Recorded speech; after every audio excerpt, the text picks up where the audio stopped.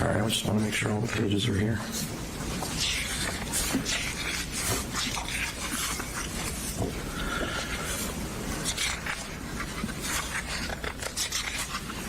Yes, this looks like a copy of the report that I wrote.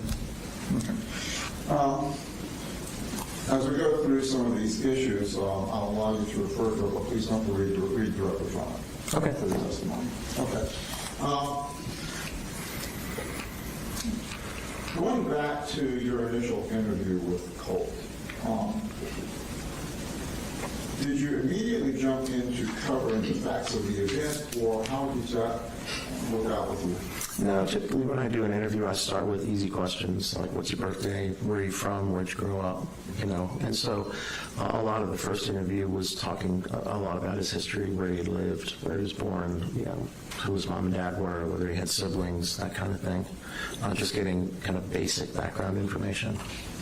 And in that background information, did he cover his family life, the circumstances that happened between his parents, his brother and sister? He did. Okay. Some of those issues that came up when he was young, can you enlighten us as to what you think may be important in his development? There was a lot of moving around, a lot of chaos. There was the family moved in a really large number of times. There were financial problems. There were issues with neglect, lack of money, lack of moving into places that didn't have any furniture, having utilities shut off, not always having food in the house, those kinds of things. There was reports of some abuse by the dad.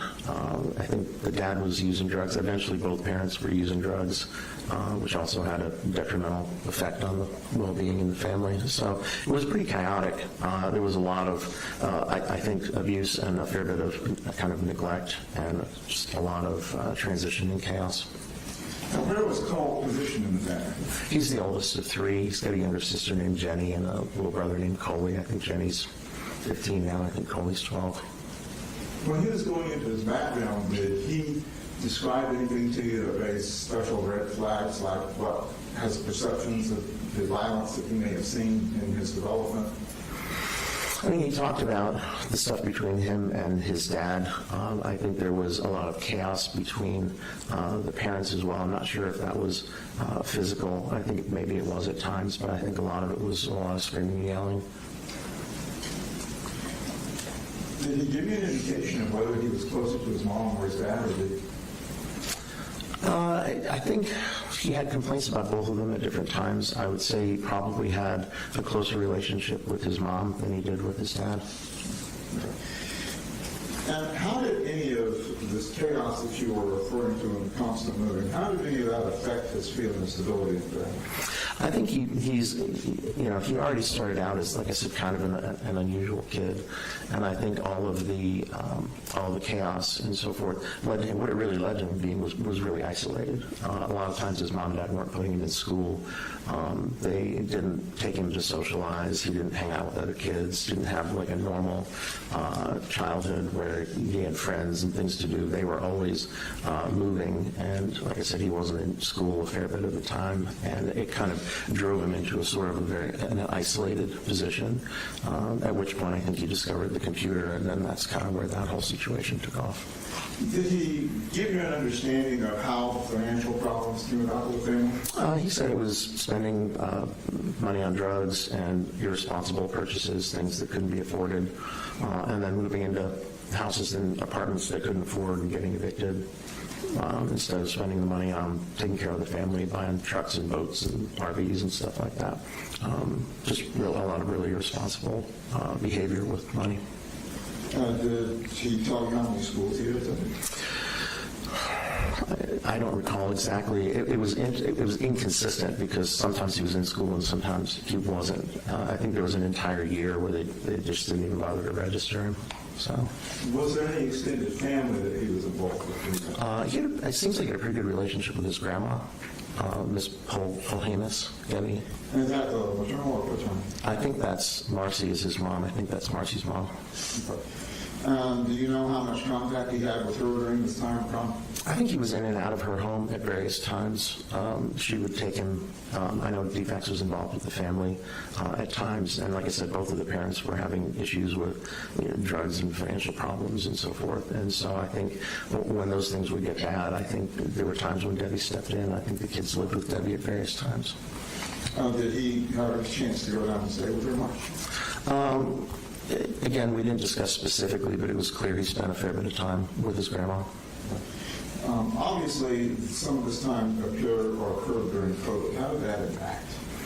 I think it impacted like everybody else. I think he was already a kid who was pretty isolated, and COVID didn't help that for any of us. And so I think the idea that stuck at home, not going to school, locked down, I think it just kind of reinforced the level of sort of isolation and loneliness.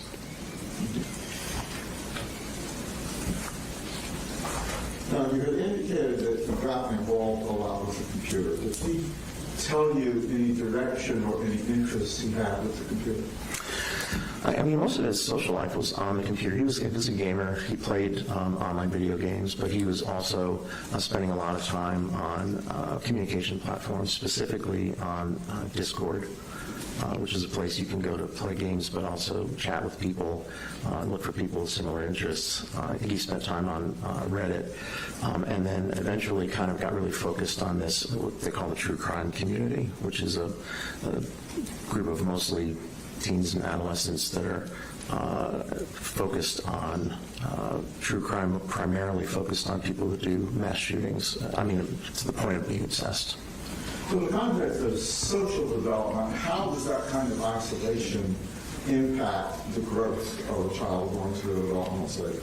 Well, I think what happens is that you end up, everybody's impacted by the experiences that they have when they're growing up. And I think if you're really isolated, those kind of normal social developmental, experiences that people have, you're deprived of those. And when you kind of go into the online world, there's fraught with problems. So if you're carrying on your social life or carrying on your, the substitute for a social life online, it can lead you into some dark places.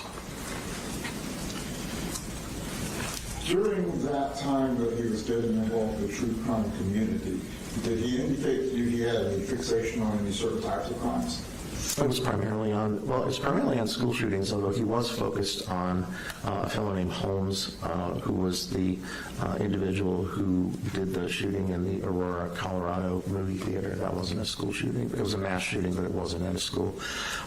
He initially, I think, was focused on Adam Lanza, who is the person that did the school shooting at Sandy Hook Elementary up in Connecticut, and then ultimately became really focused on Nicholas Cruz, who is the person who did the school shooting at Parkland, at the high school, Marjorie Stoneman Douglas High School in Parkland, Florida. And that was the one I think he was most focused on, although he said he was more focused on Holmes just prior to the shooting. And as he was getting into this true crime community, did he impart the information to you that gave you red flags about his mental health?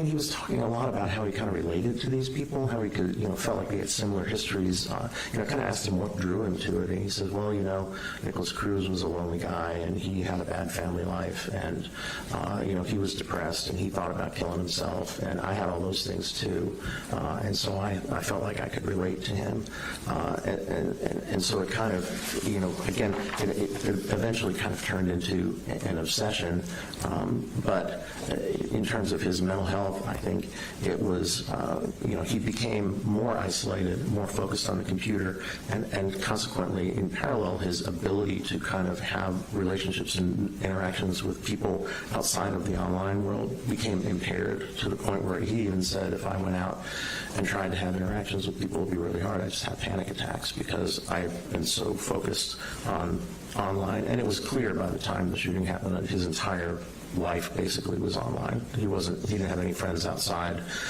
He wasn't, I don't think, going to school very much. He mentioned knowing some kids at school, but he hadn't been at Apalachee very long.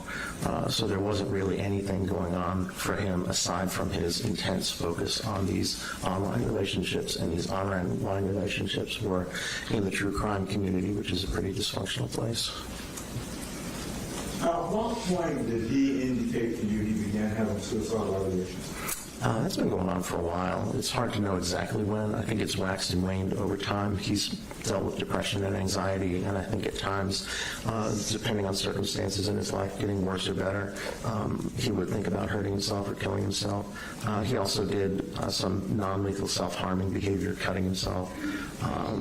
There was an instance he said he cut himself once with a butter knife. He had some kind of he described it almost like a surgical tool that he used to cut his arms with. So there was that as well. I don't think he ever made an actual suicide attempt, but he thought about it and became feeling like he wanted to kill himself, but never actually tried.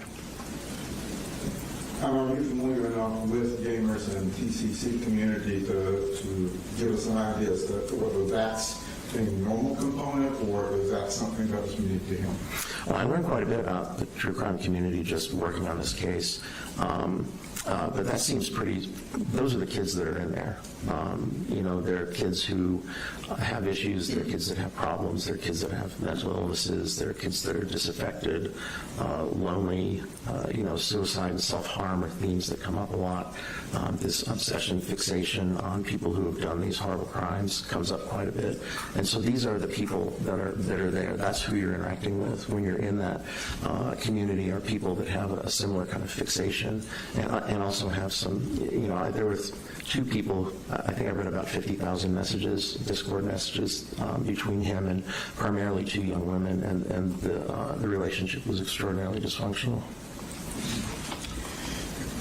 And as you were going through your investigation, you indicated that you interviewed some other family members. Yeah, just mom. Okay. What kinds of information did she give you about his young development? It was kind of parallel to what he said. She fleshed it out a little bit more, obviously, because she was able to provide information about him when he was very young, information that Colt wouldn't have had, kind of about his, perinatal development, meeting developmental milestones, what he was like as a baby, what he was like as a toddler and a young kid. And so that was helpful. In terms of the way that the family life progressed, I think, Mom clearly has a bias toward. She has her own way of seeing things. She has a tendency to blame most things on the dad. And I'm not saying he's without any faults, but that's kind of was her angle. But she did provide quite a lot of information kind of about the family moving and the financial problems. She was pretty forthcoming about her own issues with drugs and dad's issues with drugs and, how things just weren't getting taken care of properly with the kids.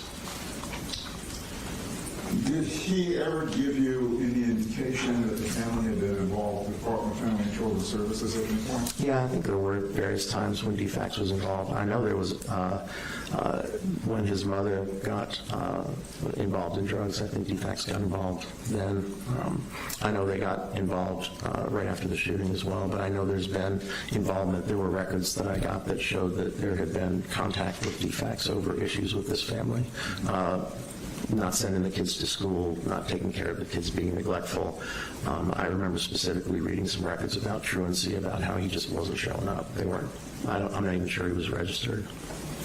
And to your knowledge, did he ever spend any time in foster care? Foster care, I don't recall. I know he was with his grandma a fair bit. I don't know that he was ever in any foster homes. Okay. In the months, or actually let's say weeks before the shooting, as you reviewed the records and the discovery that was given to you by Mr. Kraft, did you notice an increase in his statements and activities regarding suicidal ideations or related to acts like the shooting? He was talking to a young woman named Amanda, who went by Mandy, and he wasn't saying anything specifically about doing a shooting. They talked about school shootings a lot. Both of them were obsessed in a very dysfunctional way with Nicholas Cruz. But he was making statements to the fact that he was paranoid, that he felt suicidal, that he felt he was hurting himself.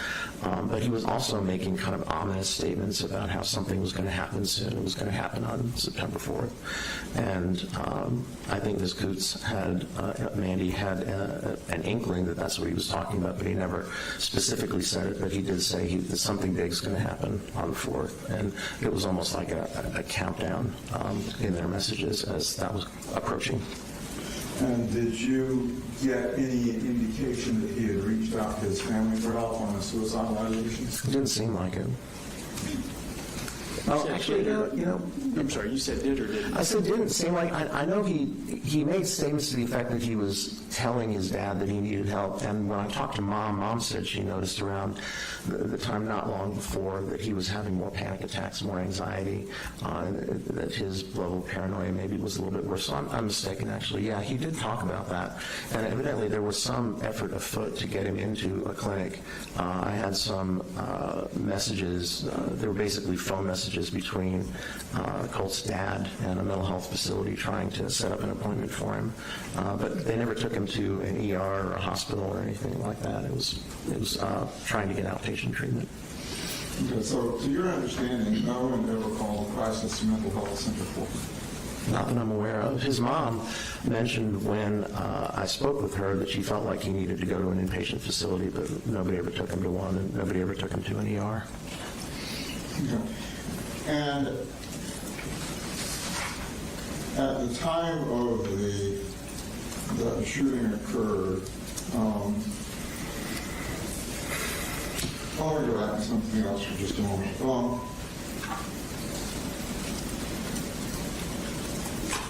In your conversations with his mom, did she indicate to you that she had given him any kind of medication? Yeah, she started giving him Zoloft. She had a prescription for Zoloft. Colt did not have a prescription for Zoloft. And what she was doing was taking pills and breaking them up and giving him pieces of them. So there was no prescription, and it's unclear what kind of dose he was getting. Estimated, I think they were 100 milligram or 200 milligram pills she was breaking up, and she was giving him about a fourth of them at a time. But again, when you break them, that's not the way you're supposed to take Zoloft. But that's how he was getting it. It was from his mom. Did he describe how it was affecting him? Said it made him feel a little bit racy, a little bit wound up.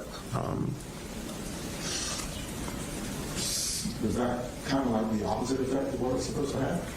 Some people do have experience a little bit of activation with SSRIs. I mean, I'm not an MD, but I've been around them a bunch. Some people do get a little bit of activation, but they also help with anxiety and depression. I think he said he felt maybe a little bit better, but they made him feel kind of racy and sped up.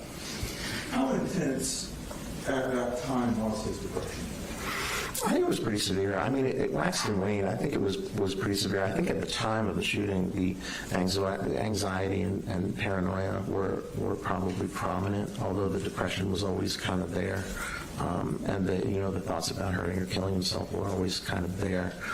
But I think around the time of the shooting, it was primarily the anxiety that was prominent. What kinds of characteristics did his paranoia take on? He talked about being afraid that there were plots against him. He talked about believing that people were talking about him. Like if he was out in public, he'd see people talking. It's called an idea of reference, when you believe that seeing something happening in public refers to you. If you see two people talking to one another and you think they're talking about you. He talked about believing that the teachers were plotting against him. He mentioned this to his mom and also to Mandy. And so it was that kind of thing. He also had this idea that somehow his computer had been, he used the word infiltrated. He wasn't sure who did it, but he kept changing his usernames, and he was storing information, I think, on like little SD drives like you use with a camera, and he was taking those out and destroying them, breaking them up because he was afraid. He never was able to tell me who he thought was doing it or why, but felt like somebody was probably keeping track of him. He said some more, I think, more outlandish things that I'm not sure, about cars going by the house and seeing people. I'm not sure how much of that was, maybe a little bit of an exaggeration, but I did believe he used to kind of conflate his paranoia and anxiety. He was real anxious, but he was worrying about things, and so there was an element of paranoia that he used to kind of conflate with the anxiety, and the two of them kind of coexisted like that. So. Are those the kinds of things that can impair someone's judgment if they're going through those episodes? Sure, yeah. I mean, if somebody believes that there are, forces marshaling against them, that can certainly impact the way that they carry on their life. Certainly he was doing certain things in response to the beliefs that he had, like destroying the hard drives or the SD cards and changing his usernames. But I don't think he was really doing, other things in the service of them. And you made a reference to his thinking the teachers were against him. Was that teachers at his current school or his older school? The teachers at his current school. Were you familiar with the circumstance that took place when he was in Jacksontown? I'm not sure specifically what you mean. When the FBI came out to investigate? Yes, yeah, I was aware that there was a message, I think, that got flagged on Discord about somebody making a statement about doing a school shooting, and law enforcement showed up at the house because they were able to trace they were able to look at the account, the email associated with the account, trace the email to him, and so they went and interviewed him about whether he had made this threat. Did you listen to Inspector Smith's interview of Colt when he was arrested? There were two of them. There was one at the school and there was one at CID, and I listened to both of them. And particularly the one at the school, what were your initial impressions when you looked at it? He was pretty hysterical. That was the main thing. At any point did he try to deny that he didn't either? No, he didn't. When he was taken into RYDC, did they do any checkups or any assessments on him to determine if there were any psychological or physical issues? I think they do that with most kids, but what I learned when I was talking with him is that he was having these symptoms. He was telling me about this paranoia and stuff that he was having, and then I asked him, well, what do the mental health people think about it? And he's, I haven't told them.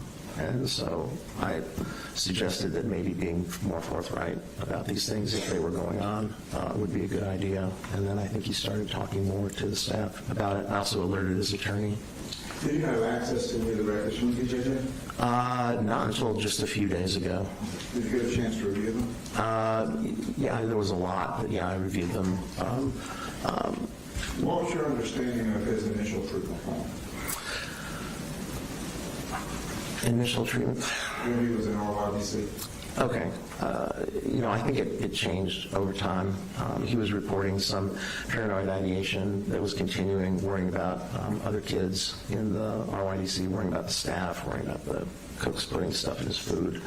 And I think at one time they diagnosed him with something called schizoaffective disorder, which is a schizophrenia spectrum disorder. He said they did. I didn't find evidence of that in the records. But they were treating him with antipsychotic medication and also an antidepressant medication. They're actually giving him Zoloft, which is what his mom was giving him.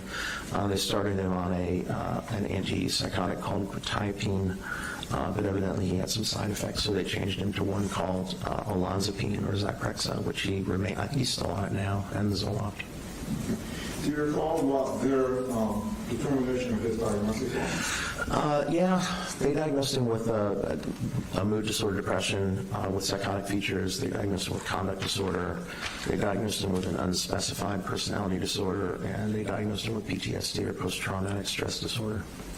What's unspecified personality disorder? It basically means that you think somebody has a personality disorder, but personality, there's a variety in the DSM, which is a diagnostic manual. There's a number of specific personality disorders.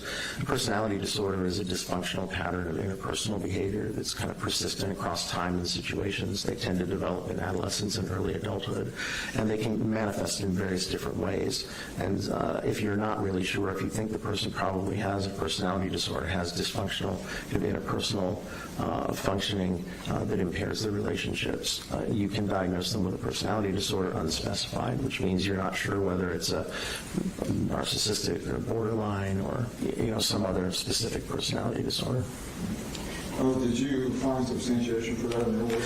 No, well, I mean, 14, 15 is really too young to diagnose a personality disorder. If you're talking about something that develops in, late adolescence and early adulthood, he hadn't even really gotten there yet. And, one of the things about kids in adolescence is that their character and their personalities are not fully formed. They're developing. They're works in progress. Their brains are still developing.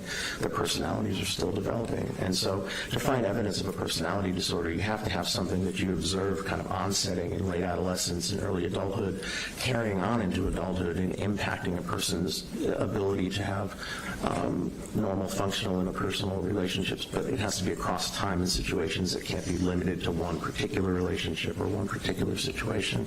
And when you're 14, 15 years old, it's really just too young to diagnose a personality disorder, in my opinion. What about with schizoaffective disorder? Well, I don't think he has schizoaffective disorder. Schizoaffective disorder is a schizophrenia spectrum disorder. If you want to think of it in a simple way, if you have schizophrenia and you have either bipolar disorder and depression at the same time, that's what schizoaffective disorder is. So a person has what we call the main criteria for schizophrenia, which is psychotic symptoms, hallucinations, delusions, disorganized behavior, that kind of thing, at the same time that they're having either a manic episode or a major depressive episode. And I believe you said the diagnosis also included conduct disorder? Correct. What are the components of that? So conduct disorder, that changed in the DSM-5. It used to be diagnosed in a different way. There's basically a list of 15 kind of dysfunctional behaviors that kids can manifest. And if you have 3 of them, I think in a 12-month period, then you can get diagnosed with conduct disorder. There are also specifiers about your kind of emotional function. If there's a more kind of characterological developing pattern of these kinds of behaviors that are, occurring across time and situation, like personality disorder would later, then you can get diagnosed with, I think it's called with like limited emotional function or something like that. What kinds of behaviors did he exhibit that would qualify in the context? Well, I honestly didn't find a lot. I mean, there was obviously the main one that landed him in the RYDC, but while he was in the RYDC, actually all of the behavior management plans were directed at protecting him from being victimized or preventing him from hurting himself. There was no indication there was ever any kind of aggressive behavior or persistent rule-breaking behavior that was occurring.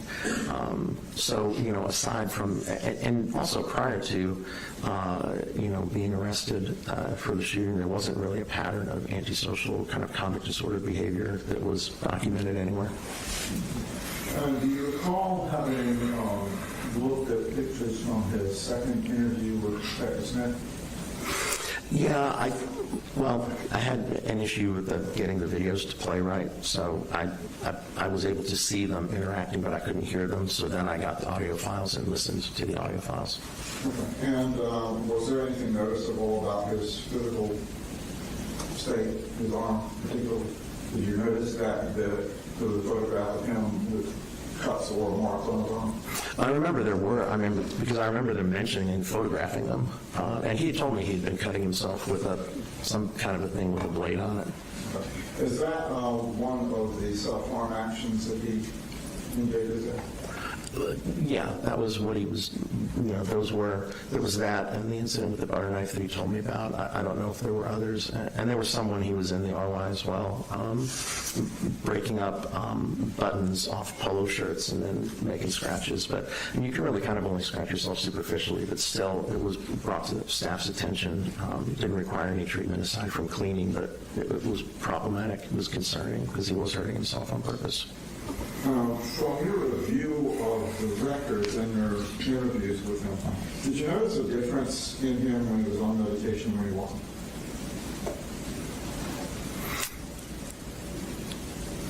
In terms of kind of just normal day-to-day interaction, I would say not particularly. He seemed pretty depressed and anxious most of the time when I was talking to him. He said that the medication helped some with the paranoia, but he was still talking about being worried about people.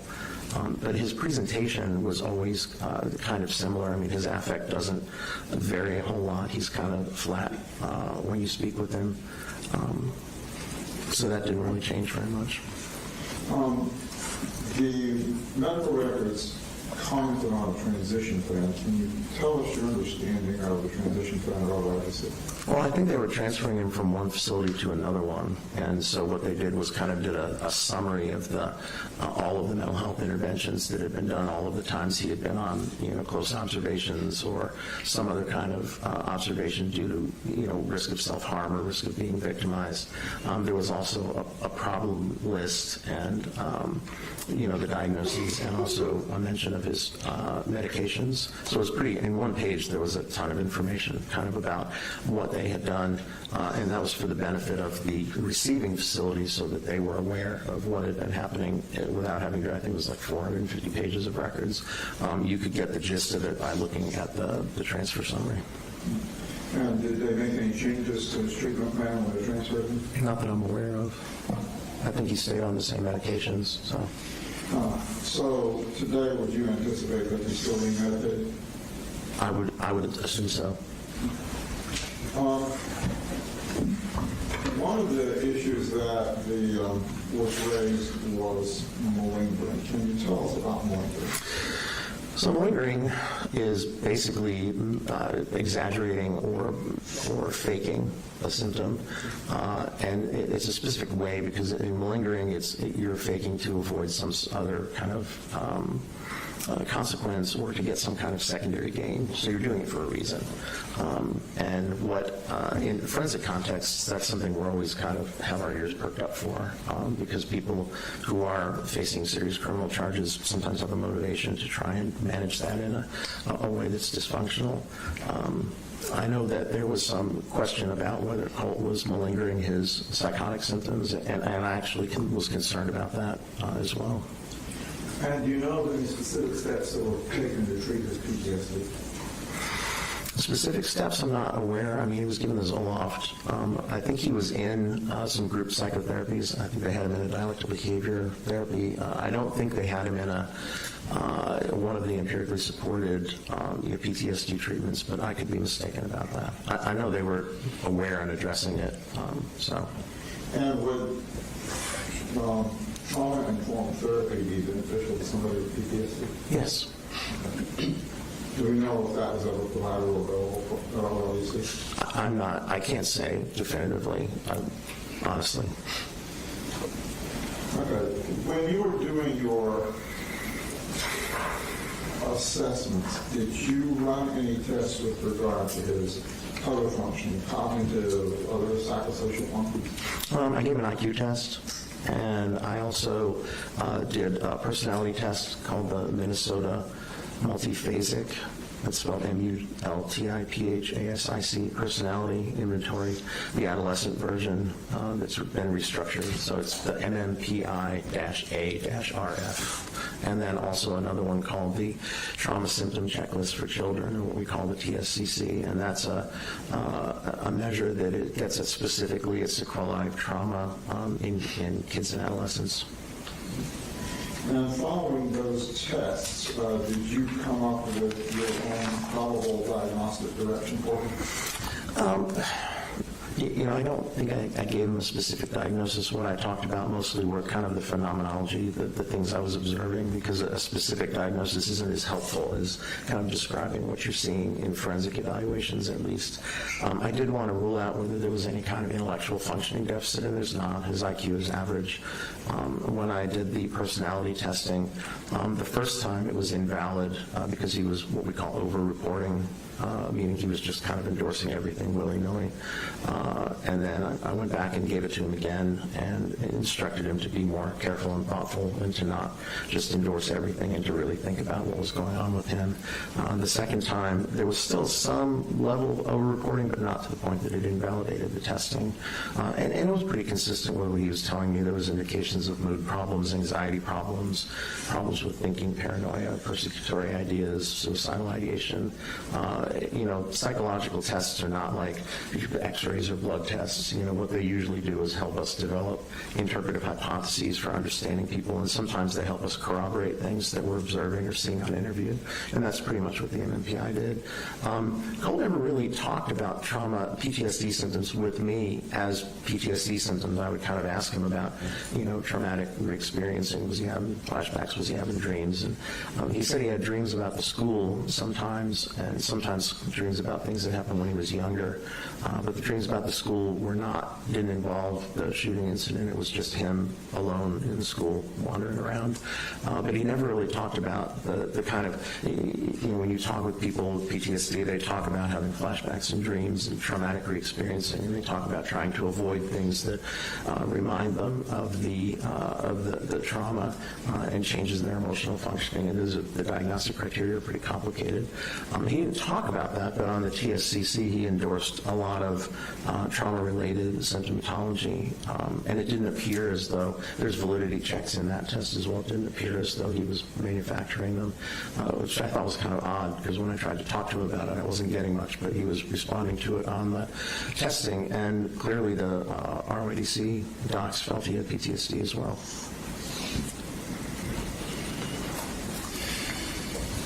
Just need water.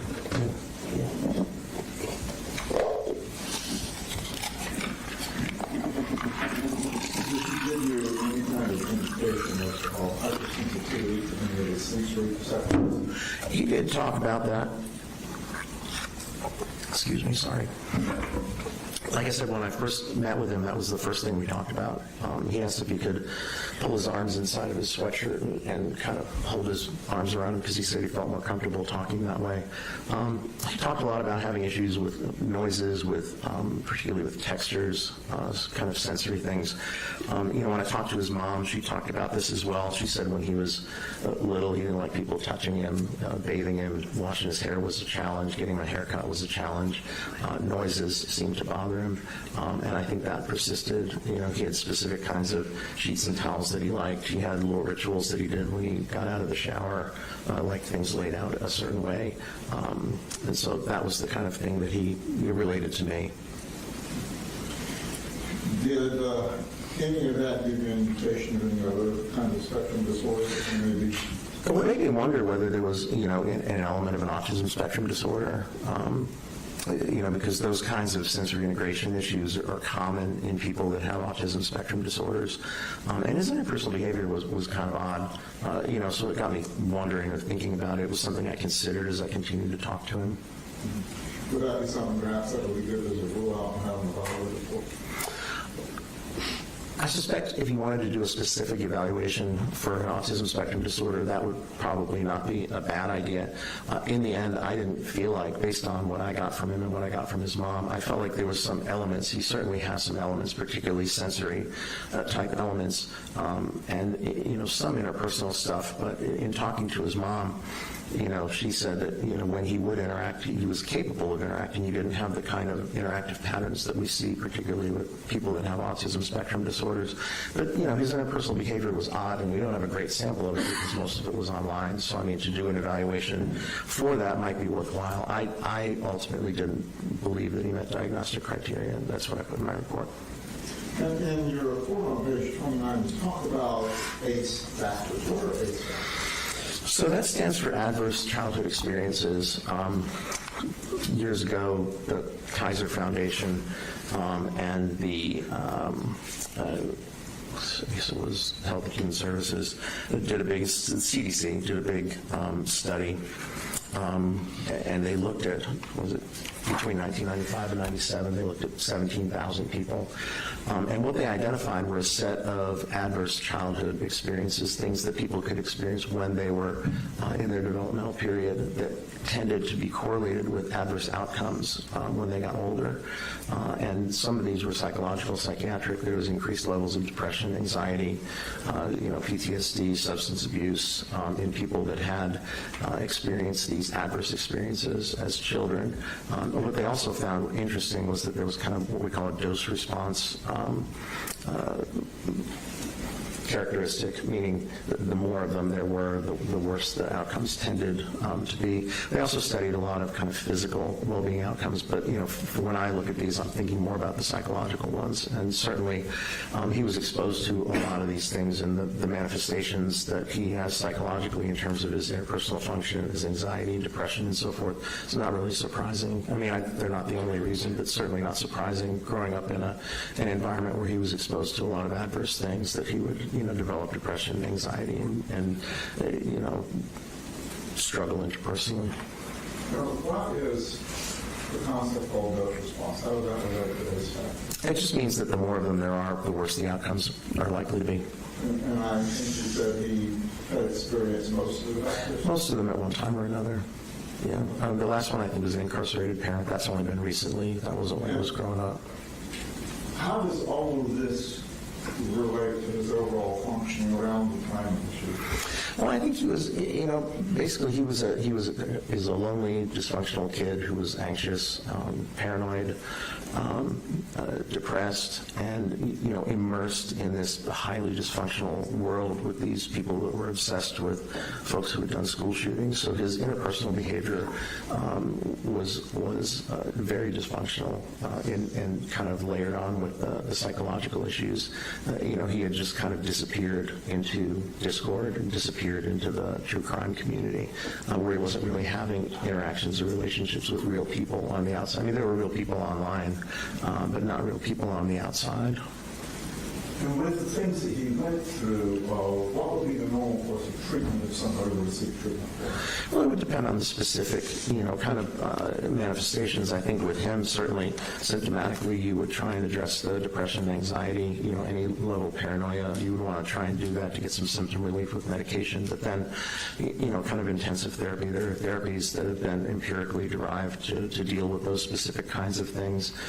So doing that to try and work through those things or disentangle them, kind of, particularly with a young person, would be the way that we would go. Kind of do the symptom, address the symptoms, and then work on the interpersonal behavior, work on the coping skills, work on the ability to kind of have a normal life in the outside world, would be the things that would be the targets in treatment. Given your interactions with him, would therapy to help him? I think so. Yeah, I mean, anytime a kid is struggling with the psychological, psychiatric problems, and you've got someone whose brain isn't fully developed, whose personality isn't very developed, who doesn't really know very much about the world at 14, who hasn't developed a mature set of coping skills, and then you kind of turn them loose in this dysfunctional environment with these things going on, and coming from a home where there was a lot of neglect and probably some abuse, and not really any kind of normal interpersonal contacts. It's not surprising that he kind of ended up the way that he did, and having had some kind of psychiatric, psychological intervention well before he was this happened, the shooting happened, would have absolutely been beneficial. And you were talking about the development of 14-year-old teenagers growing up. Someone without the psychological burdens that he has, will they develop in a way that they can make more normal decisions? I think, it's kind of, you think of it as, all teenagers, adolescents, young adults, the brains are still developing, and particularly the frontal lobe is developing. The frontal lobe is important because that's kind of where that controls decision-making, impulse control, anticipating consequences, making good decisions, planning courses of action, considering alternatives. All of that kind of stuff lives in the frontal lobes, and those keep developing into the 20s is what we know now. There was a big study done a number of years ago where it found kind of what we clinicians had known for years is that kind of cognitive development lags behind chronological development. And so, you take somebody who's a normal 14-year-old, they're still going to have all these issues. It's kind of the reason we see adolescents and kids and young adults do more dumb things than adults do. Part of that is because of the way that their brains are underdeveloped. And I think if you pile on, depression, anxiety, neglect, some abuse, some paranoia, that it's just going to exacerbate the situation. But even under the best of circumstances, the brain and the personality and the character are certainly not developed. They're not in anywhere near a final format at age 14. During your conversations with him, did you speak directly about the shooting event itself? Yes. Did he ever try to deny that he did it? No. What was his response as you and you were talking about the victims and what the ramifications were? Well, he said he felt terrible about the victims, and it was interesting.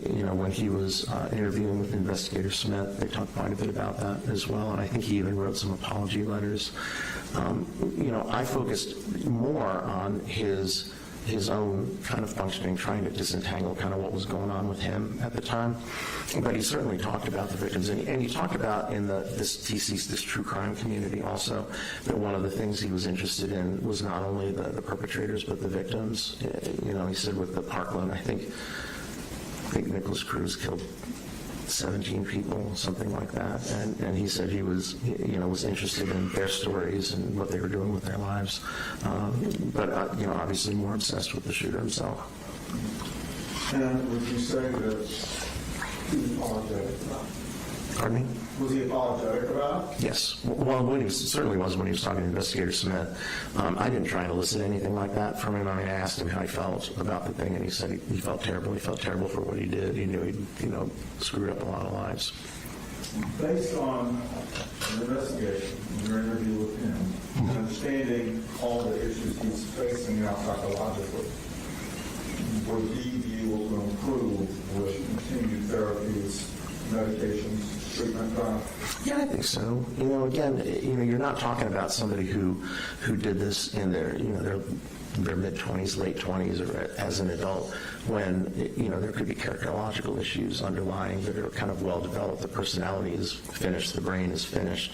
And sometimes if you end up in a situation with an older person where there's characterological issues that drive them to do things that are antisocial, there's sometimes not a lot you can do about that. I think when you're dealing with kids and adolescents, there's still some room before things are consolidated, before they're finished, before they're finished developing. You can intervene in a meaningful way to try and help them develop, more healthy coping skills or address some of those symptoms. So, yeah, sure. You had indicated that Mr. Kraft asked you to do this before in conjunction with the Miller versus Alabama factors for sentencing you. Right. Did you reach any conclusions about that? Well, they talk about incorrigibility and, irredeemable depravity, and I certainly didn't find evidence of that. He didn't appear to be on a really antisocial kind of vector. He wasn't a kid who was getting in trouble a lot. He wasn't a kid that had prior contacts with BJJ. He was doing all this weird stuff on the internet, but it wasn't, antisocial stuff. It wasn't kind of comic disordered stuff. And so what I saw mostly with him were things developmentally where, his interpersonal skills were poorly developed, his mood issues, his anxiety issues, and then the subsequent paranoia were all things that I think were manifestations of things that had happened with him when he was younger, developing, lack of support, lack of treatment. I think they could have been addressed earlier, and I think there's still room. Was he 16 now? He's still an adolescent. His personality is still not done. His character is still not done. His brain is still developing. So there's, I think, room to intervene at this point to make some headway, to undo some of that stuff. That's all I have, Judge. At this time, I'd like to move E1 into evidence requested of being here on the seal. Mr. Smith, any objection? It's the report. All right, it's admitted. He did. Your position? That's all I have. No, that's fine. That's fine. I'll say your honor. All right, we will file that under seal. Why don't we take a short restroom break before cross? All right, we'll be in recess for 10 minutes or so. Is it okay? Yeah.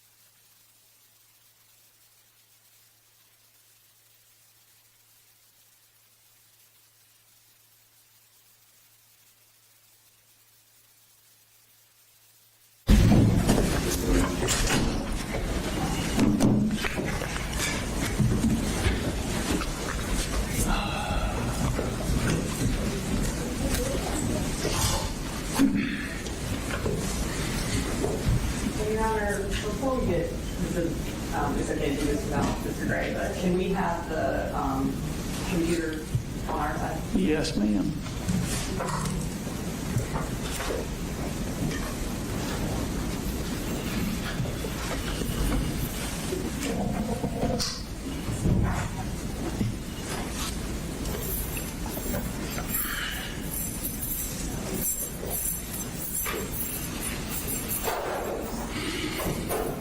All right.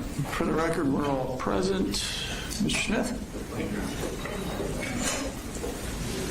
I'm Dr. Richards. I'm Brad Smith. I'm with the District Attorney's Office.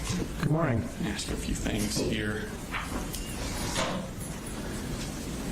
So the resources you relied on were Colt's medical records, law enforcement files, video footage of the shooting, and then various interviews with Colt, Colin, Marcy, and other people. Is that correct? That was the bulk of it. I mean, I had like I said, I had a hard drive with a lot of stuff on it, but I think those were the highlights. Yeah. How much time and energy did you put into each of those things? I couldn't tell you. I couldn't break it down that way. Okay. To be honest with you. But would it be safe to say that most of the information you had came from either Colt or Marcy? In terms of information I gathered myself, yes. You know, it was from him and his mom as a collateral. And even like a lot of the secondary sources with interviews and stuff from law enforcement, it's what they are telling law enforcement. Of course. And like even the Discord records is Colt saying stuff on Discord. That's correct. Okay. Now, Marcy, Colt's mother, you would consider her an unreliable source? I would say she is reliable to an extent. Okay. She certainly has an angle. Yeah. And you were aware that she had, in the few years leading up to this incident, she had limited contact with Colt. Yes, I was aware of that. Okay. In fact, in November 2nd of 2022, Marcy leaves the house that Colt lives in and goes down to Fitzgerald. Right. Okay. And it wasn't until August 11th of 2023, almost a year later, that Colt goes down to stay with her from August 11th of 23 to October 4th of 23. That sounds about right. So about 2 months that they lived together. Yeah, they didn't have a lot of contact. And then he leaves in October because Marcy tests positive for drugs. And she comes up to stay with him the next year, July 6, 2024 to August 16th of 2024. That sounds about right. It's about 1 month. Yeah. Okay. I think she said it was about 5 weeks. So in the 2 years leading up to the shooting, she was with him about 3 months. Yeah, not very much time. Okay. And during that time, she had serious intoxication issues. She did. Tested positive for drugs. She did. And that was a lot of the reason that he was removed from her and she left. Yes. Sort of thing. In fact, she was in rehab for about 6 months with no contact, wasn't she? I believe you're right. Okay. And she had her own criminal justice issues. She did. Okay. And she had psychiatric issues on top of the intoxication. Yes. Okay. Were you also aware that Colt and her, even when they were separate, did not speak to each other very much? It didn't seem like he had a lot of contact with her. There was a brief period of time not long before the shooting when she was living up there in Winder. But for a lot of the time before that, especially when her issues with the drugs and so forth happened, the contact was really limited. Okay. In fact, they mostly just texted with each other. I think that's a fair characterization. Okay. Now, your first interview with Colt was May 16th of 2025. That sounds right. Okay, and that was 8 months after the shooting. Right. Okay. I want to go into Colt a little bit. Were you noticing that Colt likes to mimic other people, and especially like the other shooters, and things of that like that. There was some stuff, like some photographs that he took of himself, and I think the dyeing his hair orange was a manifestation of that. There were some things that I had in the records where it would be, I think one of them was James Holmes. There was another one I think was Christian Bale from a movie where he was making a particular face, and he would mimic those things, and I guess post them. They were in the materials that I got. And when you were reviewing his Discord, that's when he's talking to members of this TCC community. Correct. Okay. Did you notice in his interactions with these people that he was very quick to, yeah, me too? They would say, I do this, or I experienced this, and he'd be like, yeah, me too. Yeah, I think so. There was an element of that, certainly. Did you notice where he would, even within the conversation, say one thing and then change it to accommodate and be more like the person he was talking to? I can remember times when that happened, sure. Well, I want to show you a couple of them to go through Sure. this phenomenon. First one's on Discord. You Okay. want TV Live? Is it going to pop up here? Yes, sir. Yes, sir, it should. Okay, I got it. Okay. So this is him talking to the Mandy. Right. And Mandy's in the light green. Can you tell color difference on your monitor? I can tell who's who. It also has their names. And Colt is occasional burner. Right. And he is in the blue. And this is August 29th of 2024, so a few days before the shooting. And they're talking about Nicholas Cruz and Right. their obsession with Nicholas Cruz, correct? That was what they talked mostly about. Okay. And Mandy asked him, have you put a cookie in your sub yet? And he writes back, cookie in my sub, question mark. Okay. Okay, so this isn't them talking, this is them writing and reading each other's writing, correct? Yeah, I think that's what it I don't know if they ever actually talked. I think it was all these text messages on Discord. So when he types in cookie in my sub, question mark, he doesn't know what she's talking about, does he? Either he doesn't know or didn't remember. I mean, clearly he asked her for clarification. Okay. And then she says he would put a chocolate chip cookie in his sub sandwich, is referring to Nicholas Cruz. Right. And then Colt immediately says, oh yeah, multiple times. I see that.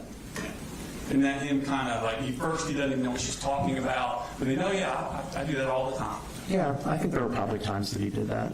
I mean, again, I reviewed between Caitlin and Mandy like 50,000 messages. So, Yeah. I mean, there were times when he did So this. that's an example of Colt changing his answers about things to fit in with these people. I think that's not an unfair characterization. I think he was very invested in trying to fit in with this unusual community. So, I mean, it seemed like he had plenty of his own independent information, but certainly this is an example of a time where he accommodated based on what somebody else said. And if, let's say, for example, putting cookies on your sub sandwich was a sign of psychosis, this would be him kind of malingering, exaggerating that symptom. Yeah, I mean, I don't think it is, but Right. yeah, I mean, but yeah, I mean, it could be that. It's hard to know because we're looking again at a small sample. But certainly, I would agree with you that he was interested in being perceived as somebody that did this same thing that Nicholas Cruz did. Yeah. If he actually puts cookies in his subs. Let's put another example that's a little more pertinent. Sure. This is also in the Discord with Mandy and again. Okay. So, sorry, this is not Mandy. So, Can I ask, are these, is there an exhibit number? Your Honor, I'm going to need a little indulgence. Our next witness is going to put all of these in. I believe the Discord is in. It's in the form of business record. It was entered earlier. I would say the one I showed earlier was page 13 Okay. of the occasional burner account. There's an occasional burner account and there's an F-bomb account. This is page 59 of the occasional burner account. And the exhibit number? I'm sorry, I missed that. I put it on record shortly. Okay.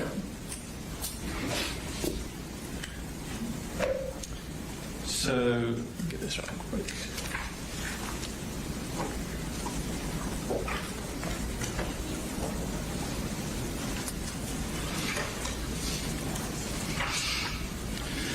And this one, genderless black hole at the very top there, says, I'm on 6 different meds, and they really don't do anything but make me stoned ASF.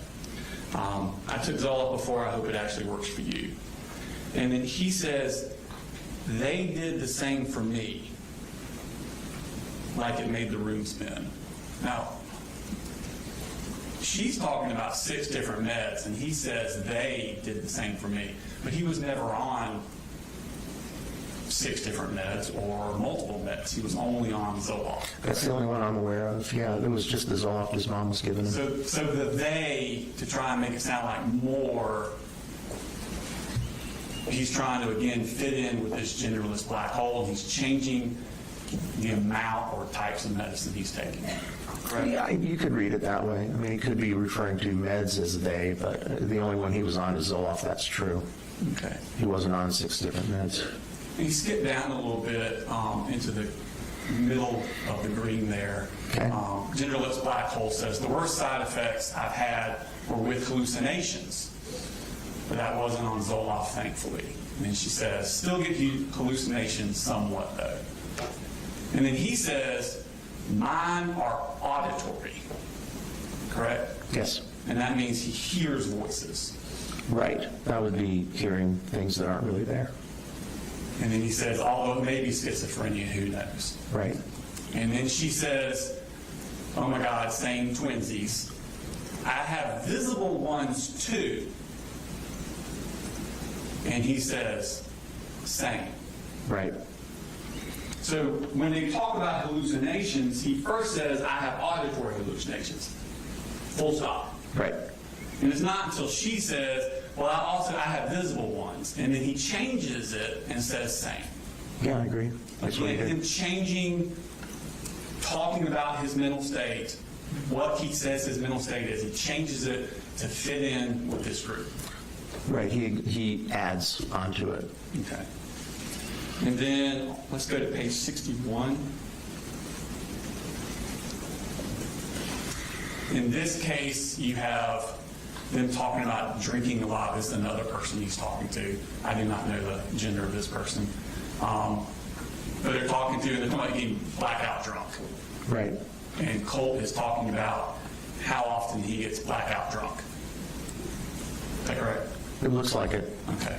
And then at the very bottom, the next to last one, Colt says, I literally just steal it from my dad. I see that. Okay. Did you listen to Colin's interview about his home life? A long time ago. Do you remember him saying that he didn't drink and he didn't allow alcohol in the house at all? That rings a bell. Yeah. Okay. And do you remember Marcy's interview where she says the same thing? Right. Okay. Yeah. So For what he it's worth. says, literally, I steal it from my dad. That's not true. No, it's not what he told me either. Okay. So, And then he says, sometimes I'll ask some random dude to walk in and get me some. Again, I never followed Colt around. I'm sure you did. But based on your understanding of how often he actually got outside his house, does that sound like something he would do? seems unlikely. That's what I was thinking. Okay. And then we move to page 62. And same person that he's talking to, now they're moved on. Man, just do some DXM, bruh. Colt says real. And I'll ask you to drop the method whenever I'm up to it. He says, do you even know what that is? And he says, yeah, it's over-the-counter stuff. They're talking about Benadryl. Right. Next call out. I think that's on the next call out. Yes, and then he says Benadryl. Colt does. Right. And then he comes down a little bit and says, you just got to pull through the tiredness. After that, it's pretty much schizophrenia simulator. I see that. So Colt's saying that when he takes Benadryl to excess, he'll get schizophrenia simulator. Colt talks about a lot about schizophrenia, doesn't he? He does. Okay. And then PK Waffle Fest says, that's not the worst part. It's the anxiety and the dread and seeing spiders. I'm terrified of bugs. So he's the one that first talks about hallucinations when he's on this and refers to bugs. Right. And then he says in the next one, the highest, go back up to the first one. I'm sorry.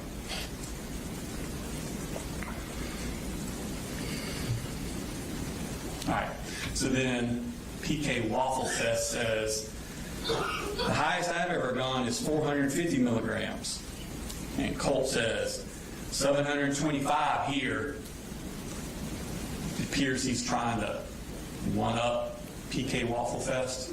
Looks like it. Okay. Again, exaggerating for attention. To fit in, yeah. To fit in. No, I agree. Okay.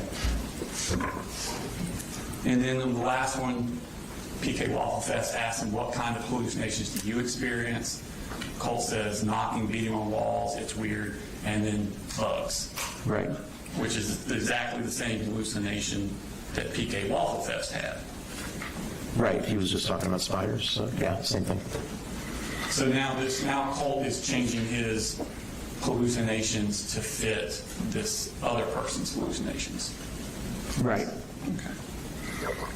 Because Colt lies a lot to get attention on Discord, doesn't he? Yeah, he does. He created an entire other personas, lied about his age, name, location, so. And Colt studies and emulates prior mass shooters. I think we talked about it earlier. Yeah, he was kind of obsessed with that group of folks.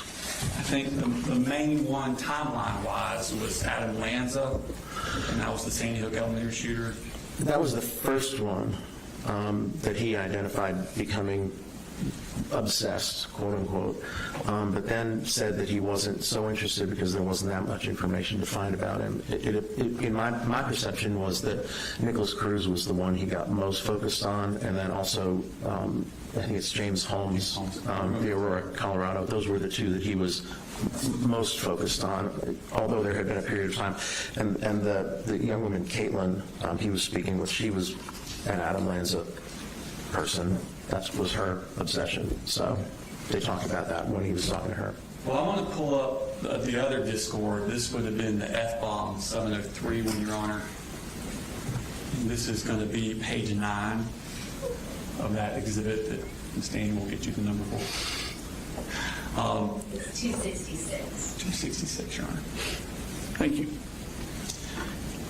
And then this one, the F-bomb is now Colt. This was back in 2023. Okay. 2 years before the shooting. Are you familiar with the date of May 18th and the significance of that date? Not the specific date, but that time frame, middle of May. I mean, my guess is that this was the other threat that he made. Right. Yeah, the one from 2023. So you may not remember, but you did look at the things. When they came out, that would have been May 21st. That sounds about right. So this is right before they came out. Right, I think Discord flagged this, and then they figured out who it was, and then they went and talked to Colt. Right. And then he says, God, I've spent hours researching Adam. That's the third line down. Right. Okay. And that would track. I think it was around 22, 23 when he got, and then he said Adam Lanza was the first one. So I would guess about that time he was focused more on him. And then at the bottom, he's asking what the other person's target would be to commit a mass shooting. He says, I'll probably kill my dad, then go to my local elementary school. He says, but I might move to Connecticut and shoot up the new one for laughs. Right. And then on page 12, he says, I already have an outfit for if I commit a mass shooting. He got Adam's exact outfit, same shoes, same hat, even has a vest. I see that. And in the very bottom, he says, apparently Adam even wore sunglasses during the shooting.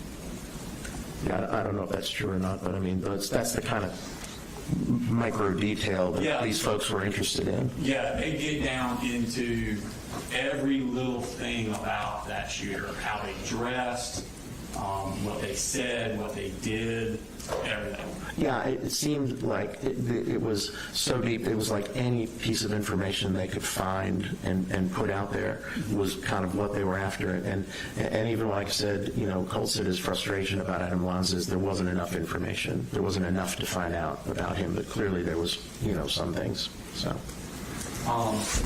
Now, Colt destroyed the hard drive of his computer the morning of the shooting before he left for school. Yeah, he said the way he described it to me is they were more like SD card storage units. It wasn't like a physical hard drive or a solid state drive. They were little SD cards. So he didn't tell you that he destroyed the actual hard drive the morning of? He did say that he destroyed a hard drive, and then I asked him, and he talked about the SD drives, and it sounded, I think when he talked to Investigator Smith, that's what he said. But there's also photographs of him disassembling his computer. It's like in pieces in the house, and it appeared, I'm not a computer expert, but it appeared as though it could have been that he removed a drive, and he certainly did refer to it as that in the messages. And Colt told you that he did this because he was being surveilled by a government agency. By somebody. He said it might be the government, but he thought he was infiltrated, and then he got this idea that there were government agents driving by the house, and is what he told me. Yeah, I think Colt reported he believed he was being watched or followed both in person and online. He said he believed he had seen large black vehicles passing by his residence that he believed were from a government agency. Right. He stated he was unsure of why this type of surveillance would have been happening, but took actions to protect himself, including destroying data storage items from his computer and changing usernames frequently to avoid being tracked or followed. Right. And you thought that was significant for Colt. I thought the idea that he was paranoid and felt like somebody was paying attention to him was significant, and I thought the fact that he followed through and did something in response to that belief. I think some of the story about government agents and SUVs, I don't know about that. I mean, I think he was paranoid. I think he felt somebody was watching him. I think some of the other stuff was embellished a bit. So you believed it was signs of like delusional thinking? I think it was signs of paranoia. Again, it's when you're trying to decide whether something is delusional, one of the things you can think about is whether somebody will change their behavior in response to it. So if you're paranoid and you think somebody is looking at you online and then you destroy media storage, that's doing a behavior in response to kind of a paranoid idea. Again, the elaboration with the SUVs and the guys with sunglasses and stuff, I don't know about all that, but I think there was some level of paranoia. I think some of the specific stuff was probably embellished a bit. Okay. And that was based on destroying the SD drive? Again, it was the idea that he was paranoid. I don't think he has a schizophrenia spectrum disorder. I don't think he's, but I do think he had paranoia that was part of his mood disorder that was impacting his thinking. But didn't in May of 2023, didn't he do something on his computer that caused the FBI to call the sheriff's office to come to his house? Yes, they did. And that would be a logical reason, if you're going to continue doing those things on your computer, to destroy your SD cards. Sure, that would be another way to explain it. And that wouldn't be delusional or paranoia, would it? No, that would be reality-based. Did you do any research yourself on any of these other school shooters that Colt had? No. Okay. I mean, I maybe looked at Wikipedia just to orient myself, Okay. But I didn't go down the rabbit hole or anything. I was just kind of making sure I understood who we were talking about. I kept waiting for the FBI to show up at my door from all of my searches. Yeah, I don't know. Yeah. Did you know that Adam Lanza destroyed the hard drive of his computer? I didn't know that. Okay. Did you know he also did it on the morning before he went and did the shooting? No, I wasn't aware of that. I didn't. Did you know that he left it in the middle of his bedroom floor exactly like Colt did?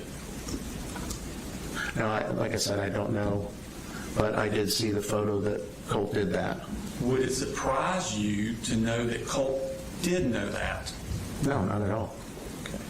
Were you given his phone calls that he made after he was arrested from the RYDC? I did receive some. I did not listen to all of them, Okay. but I listened to a couple. I'm going to bring your attention to a phone call made on October 12th, 2024. Okay. At 11:38 a.m. in the morning. I guess that's what a.m. means. And Your Honor, this is not in evidence yet. I asked for some indulgence. That was our next witness is going to be introducing these into evidence. And we have to take this doctor out of order. I understand. What exhibit number will it be? Good question. So the jail calls are being introduced as exhibits 267 through 335, and they are labeled by date. So on the thumb drive that will give you, it'll be within that range, and it'll have the date of October 12th on there at 11:38. All right, thank you. So this is going to be October 12th, 11:38 in the morning. It's a phone call between Colt and his mother, Marcy Gray. And we're going to play the clip part from 8 minutes, 34 seconds to 8 minutes and 53 seconds. Okay. Next comment, how could anyone look at this kid twice and think that he was just like Lanza? In quotes. I guess. So what they're doing is they're looking through posts on the internet, and people on the internet are comparing Colt to Adam Lanza. I got you. That's what they're talking about. Okay, thanks. If people have been saying that. What's wrong with my roommate's computer relation to the computer on the floor?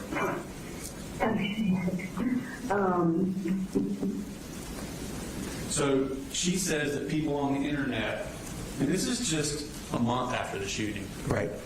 people on the internet are comparing him to Adam Lanza. And he says, wait till my room pictures get released and they see the computer on the floor. Right. That's a lot of forethought on his part. Oh, yeah, I'm not surprised at all. I mean, again, there was a lot of forethought. So before the shooting, he's anticipating the crime scene photos being released onto the internet. That's what it sounds like. Okay. Did you know that Colt didn't just destroy his computer like Adam Lanza did, that he staged it to look exactly like Adam Lanza's looked? I was not aware of that. I don't find that surprising. But you had interpreted it as paranoid delusions. Again, I think it's important to note that I believed he was paranoid and anxious at the time, but I didn't believe that and I believe he thought that there was some people talking about him. But at the end of the day, I don't believe that's why he did what he did. Right. So what I'm saying is that those things were coexisting and impacting his insight and his judgment. But I don't think he was driven by hallucinations or delusions to do what he did. I think he planned it out. And the kind of stuff that you're telling me, I don't find it surprising at all. Yeah, so this is more him destroying his computer is not so much a sign of delusion or paranoia. It's actually like an Easter egg for other Adam Lanza fans to discover.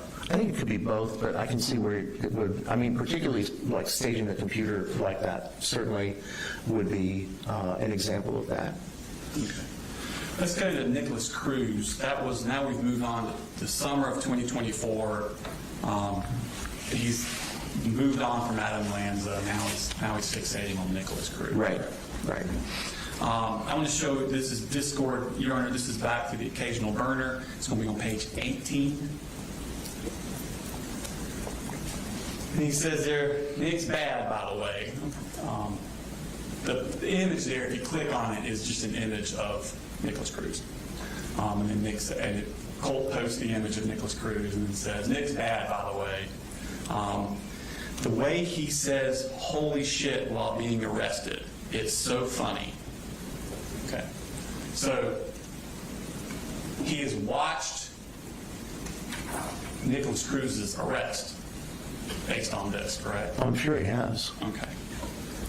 And he thinks it's funny that Nick Cruz said, holy shit, when he was arrested. Right, that's what he says here. Okay. He and Mandy were both pretty obsessed with Nicholas Cruz. Right. Yeah. And then Mandy brings up that Nicholas Cruz mentioned voices. Right. And then Colt says, and he mentioned demons.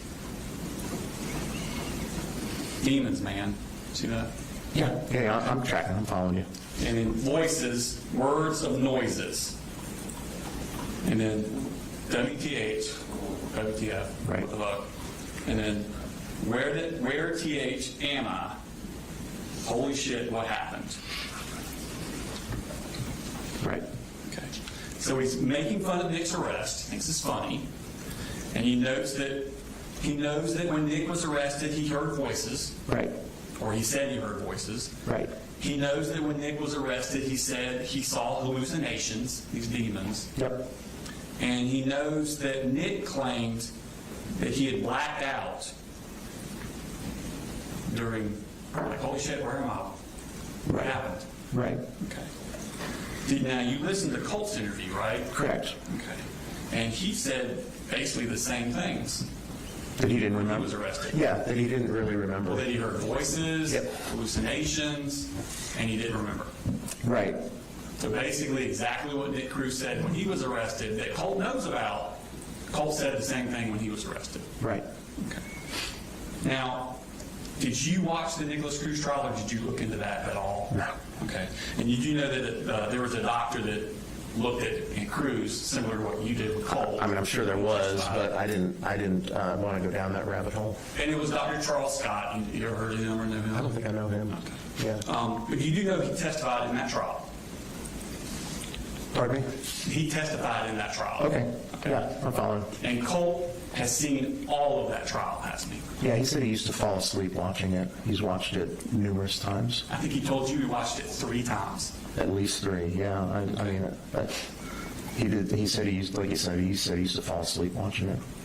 And during Colt's interview with law enforcement the day of the shooting, he told them that Nick was notorious for faking his schizophrenia in his interrogation. Yes, he did. So he's watched that and he knows that. He does. Okay. Now, when Colt's talking to you at y'all's interview in May Right. of next year, he tells you that the reason he watched the Nick Cruz trial was because he felt terrible for the victims and he wanted to know their stories. Yeah, he did say that. Okay. He said a lot of his looking up stuff with Nick told you was because he wanted to know more about the victims because he felt bad for them. He did say that. I mean, clearly there's way more to it, but he did say that. And he told investigators the same thing that day. Right. Now, did you corroborate that statement with Colt's Discord at the time? The statement about, About that he was looking into Nick and watched the trial of Nick because he was feeling bad for the victims and wanted to know more about the victims, Nick's victims. no, but I mean, I didn't think that was the only reason he watched it. Okay. So, Well, let's go to the occasional burner Discord account. This is on page 9. okay. And this is Mandy. She's talking about when I watched the impact statements, I had so many panic attacks because, like, why do they feel the need to be so hateful? So these are the victims at Nick Cruz's sentencing giving their victim impact statements. Right. Sort of like our victims did in this case.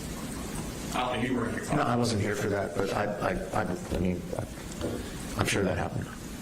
And then Colt says, if it wasn't for Nick, I would have blown my brains out months ago. And then he responds to her, I know, right? So inhumane. Talking about the victims, talking mean to Nick. That sentencing, yeah. And then she says, like, begging for him to get raped and killed. And he says, and people say Nick's the monster. Right. So that doesn't sound like he's identifying with the victims. It sounds like he's identifying to Nick, and he's mad at the victims for being mean to Nick. Yeah, like I said, you know, I was reporting what he told me. It was clear, if you read the messages with Mandy, there was way more to it. I mean, it was a whole deep intense, obsessed, even sexual thing. And the idea that he may have looked at researched the victims was always part of the kind of the TCC thing. I don't want to give the impression that I think that's all he was doing. No, I'm just saying this is what I'm showing you is complete opposite of what he told you. Right, but not surprising based on his obsession. In fact, continuing on with the same conversation, this is just the next thing down. Okay. She says, some made me sad. That, to be honest, I had, like Nick, so I just had a hard time with empathy. I only feel real empathy towards Nick. And then he says, God, I hated the black-haired bitch. Sam, I think. Did you know he's referring to Samantha Fuentes, one of the victims that survived the shooting department? No, but that sounds right. She testified that she had, still had the shrapnel in her eye. Right, okay. And then he goes on to say, Nick should have blown your fucking brains out, Sam. It's okay though. 4chan leaked her shit. This is the exact opposite. He's telling you he's remorseful. He's telling you that I was just looking at this stuff because the victims, I cared about the victims. And then he's actually saying this stuff. Right, well, I read these messages as well. And again, I don't want to give the impression that I thought that's all he was doing. The obsession was clearly way beyond that. But in this TCC, kind of researching the shooter and researching the victims is part of the thing. Yeah. But yeah, this is all pretty hateful. And then the next page, the next line on page 10, let's jump her. Again. Now I want to go to page 16. That was just one of the victims. Okay. At the very bottom,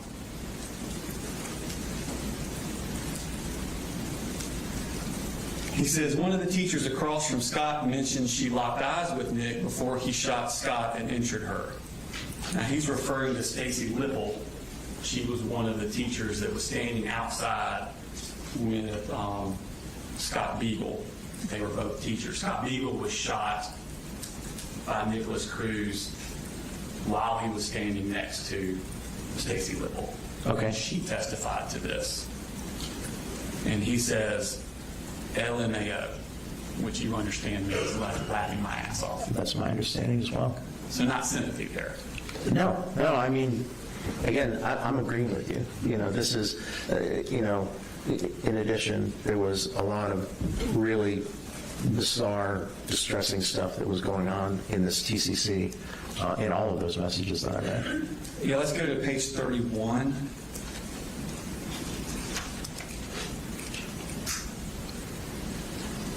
Now, you click on the first image, an obituary will come up. Okay. Let's get down to the obituary. And that is Michael Schoolman. It was his obituary that Colt has found on the internet. Right, I remember seeing that. Okay.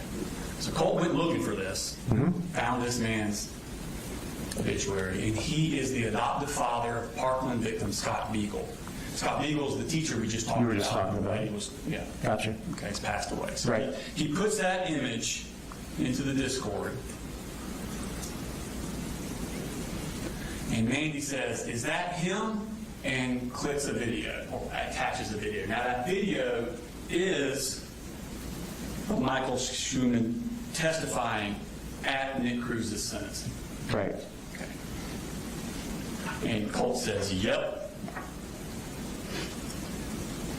And then she says, I hate that guy, and Colt posts a video. Did you click on that to see what that video was?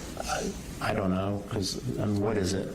That is the school surveillance video of Colt shooting that man's son. Of Cruz? Of Cruz, I'm sorry, yes, Cruz shooting that man's son. There was a... Colt puts the obituary of Mr. Michael Schoolman, Right. who's the father of Scott Beagle, Right. and then posts the video of Nicholas Cruz shooting his son, Scott Beagle.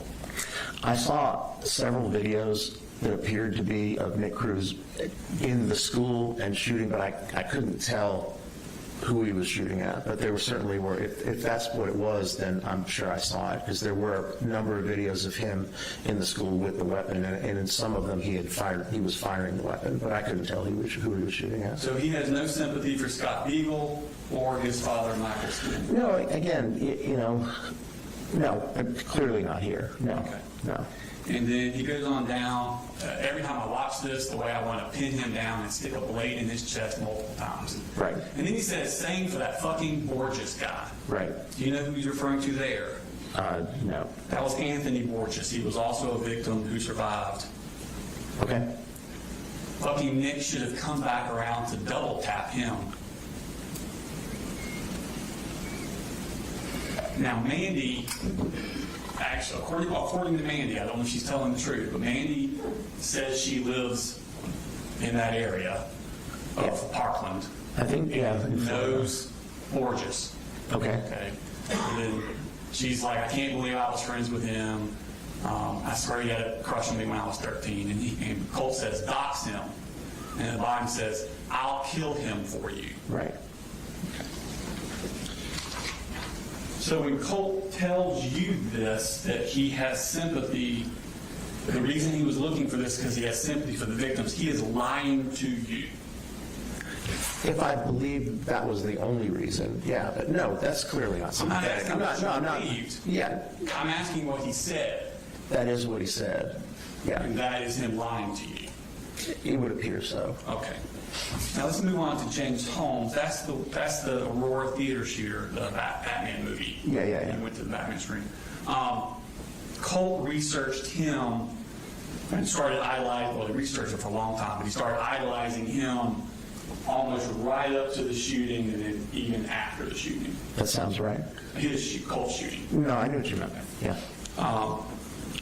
Now, for James Holmes, he was, the people in your position for him were Dr. Jeffrey Metzner and Dr. William Reed.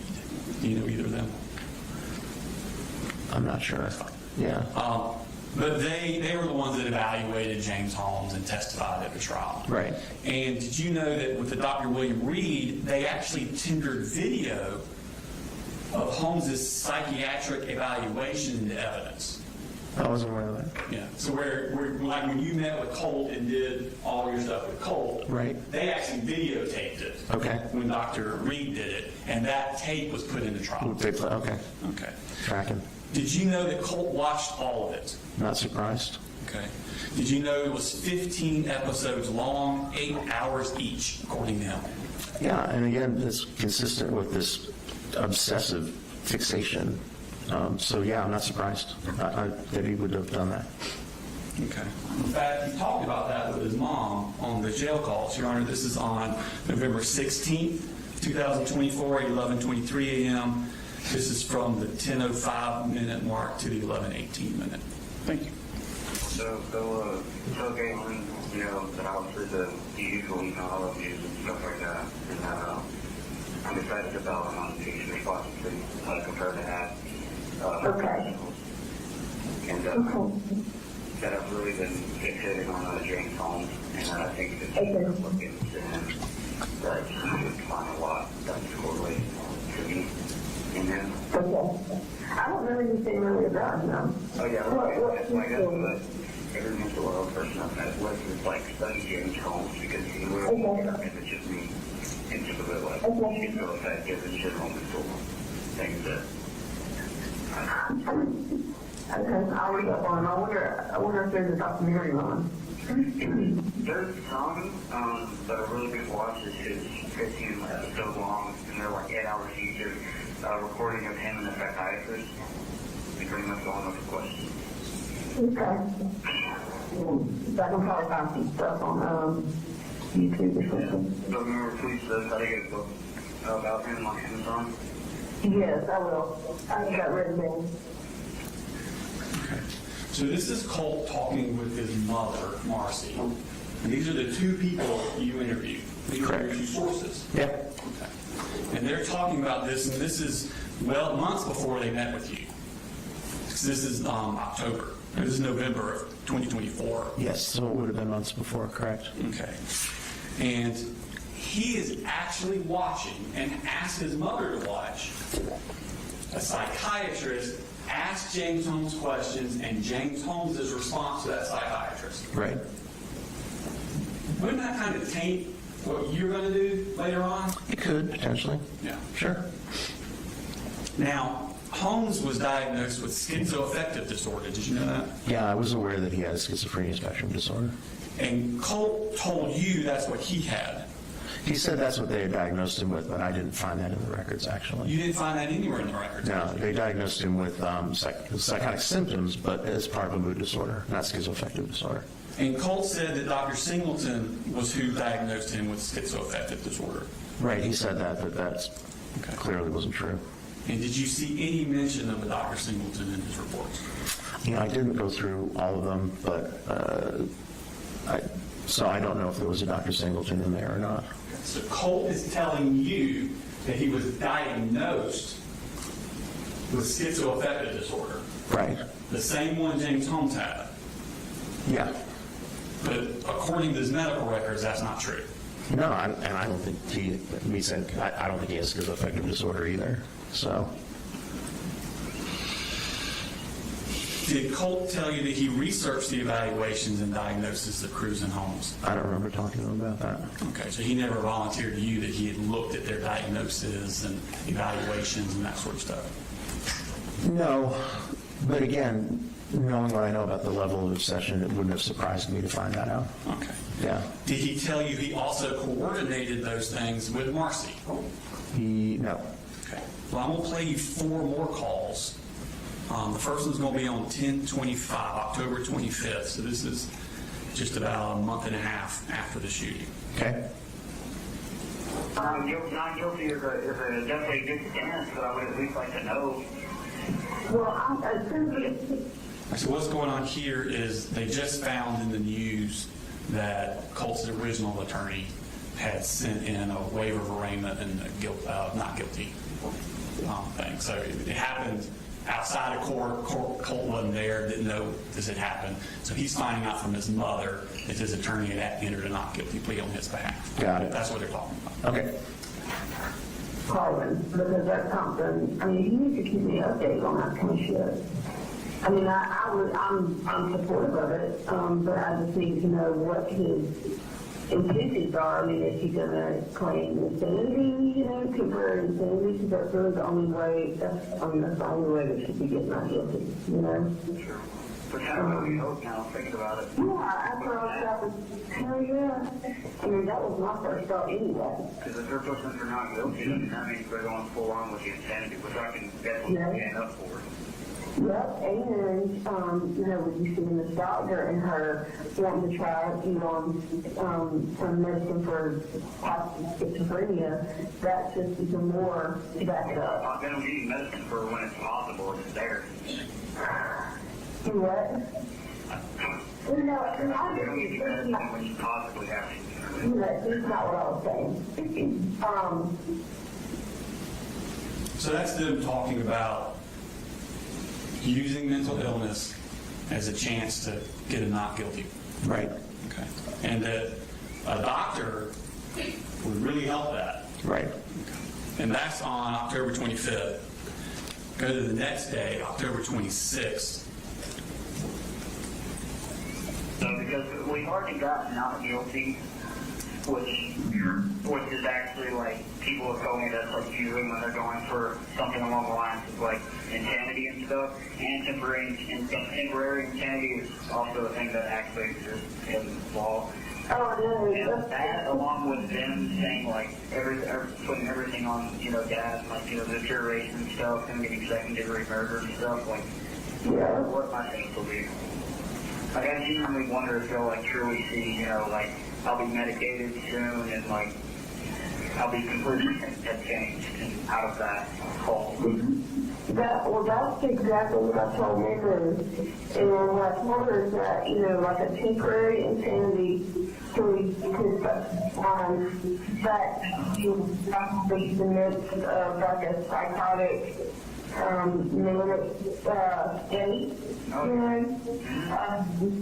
which is, I mean, it's the classic description of temporary insanity, when you're under the influence of some type of extreme mental distress. It's literally the definition of mania. Mania is the manic state going forward. Exactly. That's where you have these bursts of manic, just, and it flips from manic to feeling very happy and euphoric, like saying, just feeling like on top of the world. Yes, that's exactly right. Almost like you're high on. Yeah. Exactly. And so if that plea is accepted by a jury, which it's likely that it would be. Of course, I'm going to cry regardless. I'll either cry from happiness or sadness, or the other. So that's them talking about the possibility of not guilty by temporary insanity.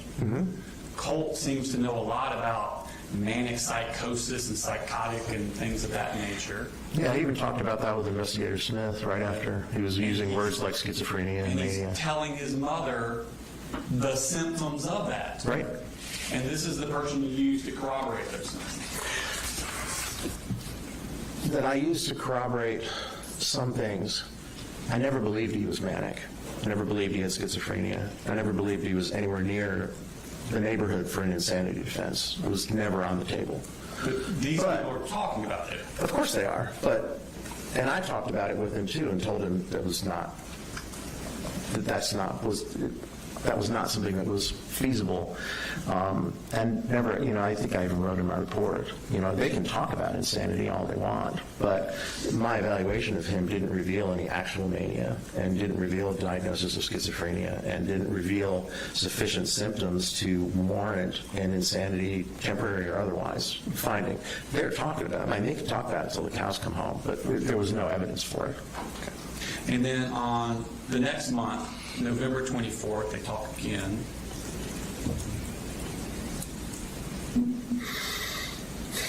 Also thought of looking through a James Holmes case because I think you can find a lot of correlations. Can you look into this case? Oh yeah, I got the I want to recommend to you. It's by a guy named Pete Honcho. His channel is Pete Honcho. H-U-N-C-H-O. Honcho. Honcho. Like the guy. You should probably understand. No? So is he a serial killer, or what is he? James Holmes, mass shooter, the Aurora theater guy. Oh. So it's Honcho. The channel made it. I didn't hear you say that. I've never heard of that channel. Hey, Honcho. Is it online? I thought you were saying it was like Netflix sort of thing. Okay. So that's a good James Holmes. James Holmes, a Honcho. Okay, got it. Something about a fever in the title. Yeah, okay. Try to, anytime you come to like it, I think if you notice where it's me and him kind of suffer from the same thing. I always thought that was kind of very interesting story when that happened. He really is a really smart guy, like going into college and stuff, and then when you get their shit caught up with him, dropped out and got with either. When it first happened, I read a bunch about it, but it's been a long time, I feel like, since I read anything about it. Like I said earlier, he's like a stereotypical, schizophrenic man with a gun. Yeah, exactly. Okay, so here he's now telling his mom to watch videos of James Holmes, looking for the similarities between Colt's mental state and James Holmes. That's what it appears. Okay. And again, the next month, on December 5th. All phone calls are subject to monitoring and recording. You have $47.14. Thank you for using Amtel. You have $47.14. Hey, yes you do. So we were watching it last night. I ended up falling asleep, but I'm going to finish the parts that I didn't see. No, we watched it with me yet. It looks like he's Hunter, right? The British guy. Huh? The British guy, right? The narrator.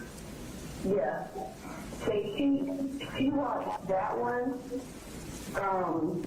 and then, like I said, I fell asleep, so I'm going to have to rewatch it. But then she stayed up till like 3 o'clock in the morning watching all these documentaries about shooters and stuff. She watched one on the Aurora shooter. She watched one on the Parkland, on the cruise. Yes, you were like binging until 3 o'clock in the morning. I think you should look into those guys. James and Nick are the ones that I correlated most to myself. Well, I've read a ton about especially Nick, but I never see the documentaries. And she watched one other one, I can't remember what the other one was. But she literally just got up. Like, she still can't remember this today because she was up so late watching it. Well, what did you think of James Holmes one? Well, honestly, I didn't really watch enough, I don't feel like, to get any additional knowledge other than what I already had. But, maybe. Mama. Yeah, I'll fall asleep again, sure, but it's annoying. Well, we didn't start watching until like midnight. But Colt was there when she thought of the documentary. It was good that literally, when it was very informative, I did see some things into it. What did she say? Nothing.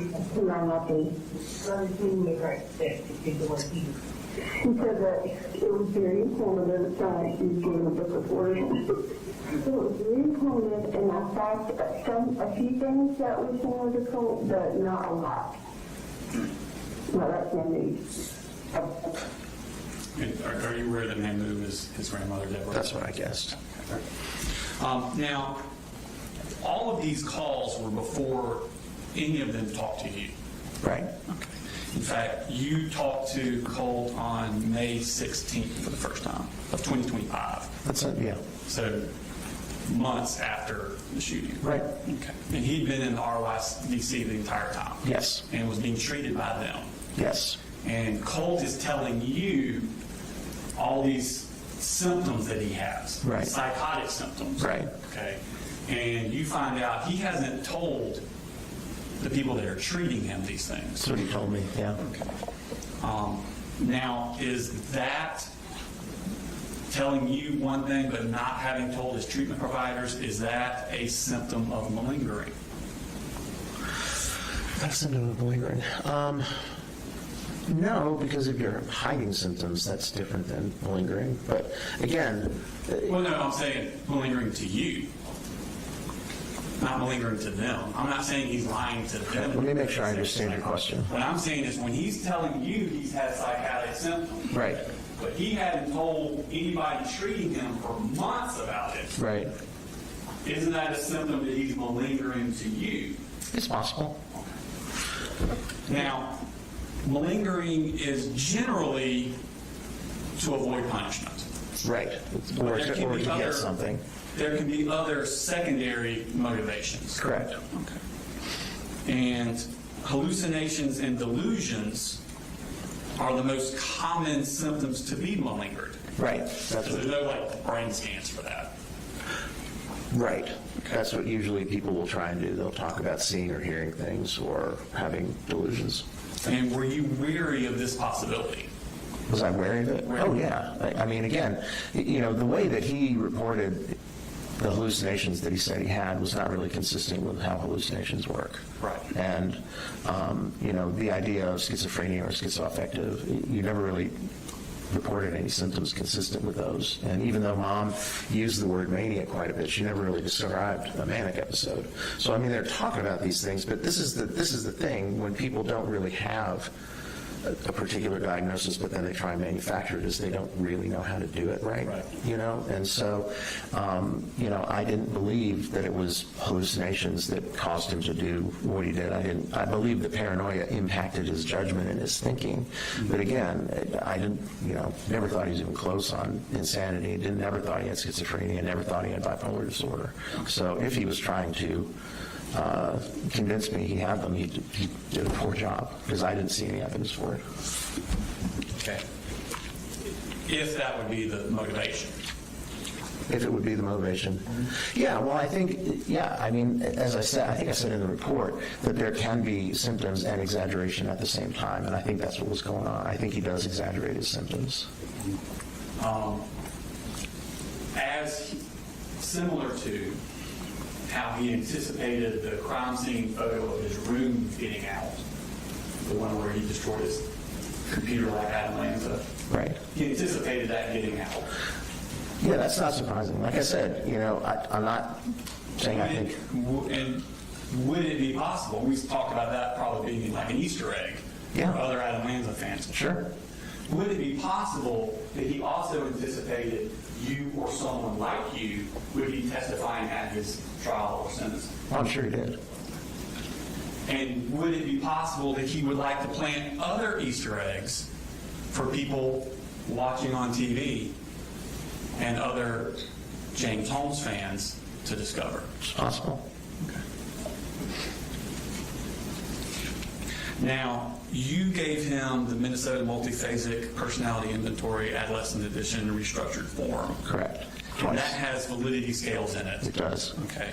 And the first test, the validity scales test for things like malingering.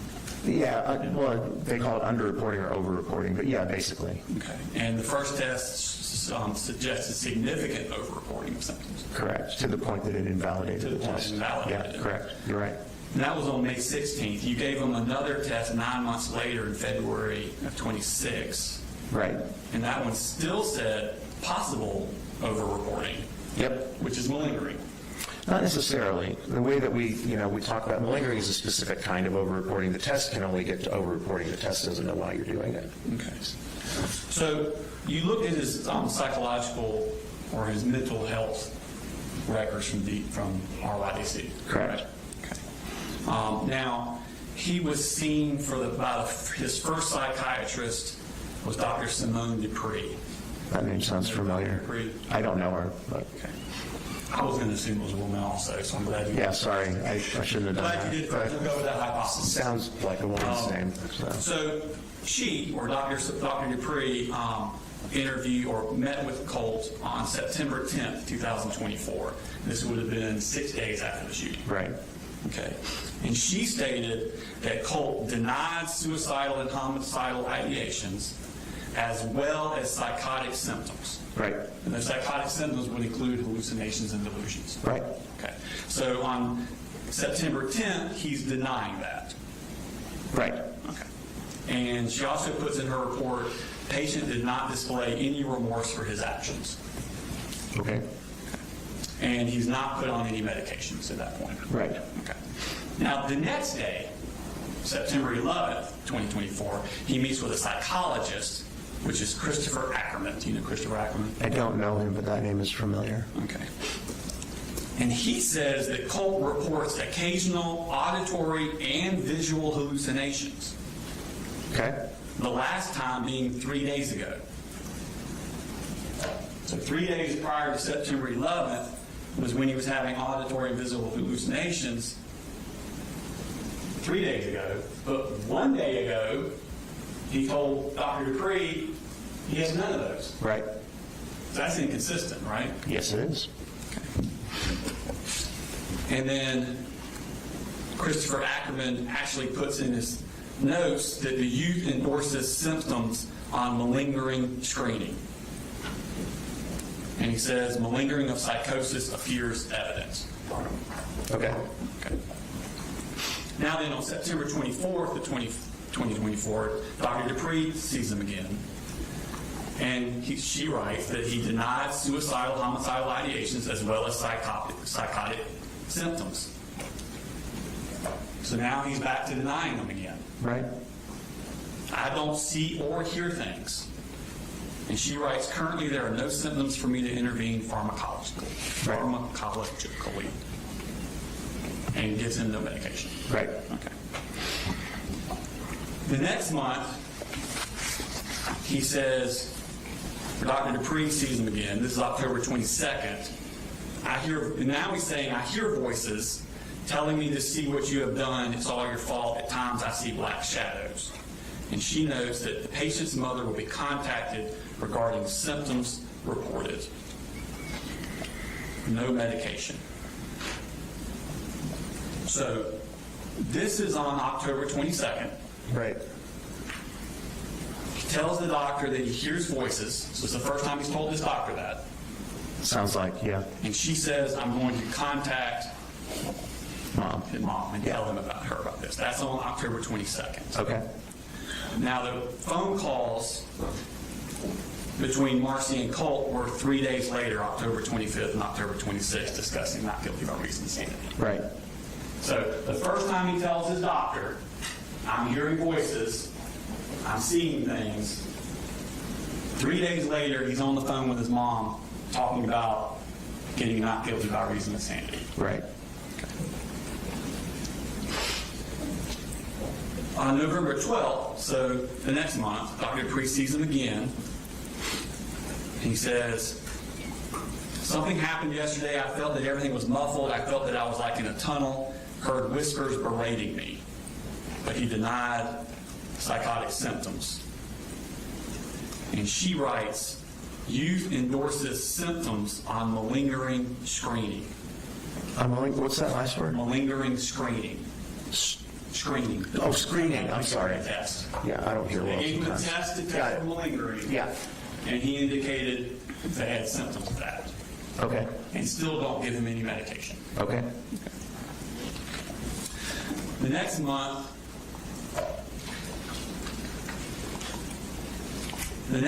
is December 9th. Dr. Dupree meets with him again. And he tells her, I see frogs in my room Tuesdays and Wednesdays mostly. I close my eyes and they disappear. They don't come on other days. And she writes, one does not hallucinate on specific days and be free from them on other days. Right. That's a good That's what I'm example. saying. Yeah, and that's a good example of someone that doesn't know how hallucinations work. Right. So he's lying to Dr. Dupree about the Sounds like, yeah. Yeah, and again, I feel like I need to coming back. I was clear in my report. I think he makes things up. Right. I think there's some level of paranoia, but then some of the more outlandish stuff, I never really believed. So, the thing about some of the things that he said he was hallucinating and some of the magnitude of the psychotic symptoms, I didn't think were actually genuine, and I didn't think they were the reason that the way that he explained it to Investigator Smith, that, it was because of voices, and I never thought that was the reason. Now, on January 6th, they meet, still no medication. Right. February 4th, they meet, still no medication, because he's not telling them things for them to medicate them, correct? Right. Okay. February 5th, of 2025, he's actually transferred back to Christopher Ackerman, the psychologist, because they're not using medication. Okay. Okay. They actually say transfer to him as patient because he's not prescribed meds. And youth is stable, doing well behaviorally and emotionally. Right. Then on April 11th, Colt claims to Dr. Ackerman that he claims to smell gunpowder and sees shadows in his peripheral vision occasionally. And Dr. Ackerman says that the youth endorsed a high number of malingering items on SIRS, S-I-R-S, a few months ago. And that's the structured interview of reported symptoms test. Right. Okay, and that's another test for malingering. That's exactly what that test is for. And he has no medications. Right. Okay. And that's on April 11th. You then meet with him on May 16th for Right. the first interview. Yes. Okay. 12 days later, on May 28th, That's when he goes to Christopher Ackerman and reports increased anxiety, would like to be considered for possible med referral. So after he's met with you, he then goes, like you told him to, Right. goes to Dr. Ackerman and says that he has increased anxiety. Right, I think that's something he actually did have. Right. But Christopher Ackerman, Dr. Ackerman says that his speech was normal tone rate, his thought process was clear and goal directed. Right. He did not appear visibly distressed. Okay. Put in his notes. Okay.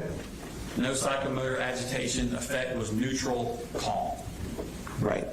So he's saying, the child's telling me this anxiety stuff, but I'm not seeing any physical manifestations of it. Okay. And then he goes on to say, exacerbation of anxiety symptoms. He believes he needs medication to help cope with since he's overwhelmed. Right. But again, no medications. Okay.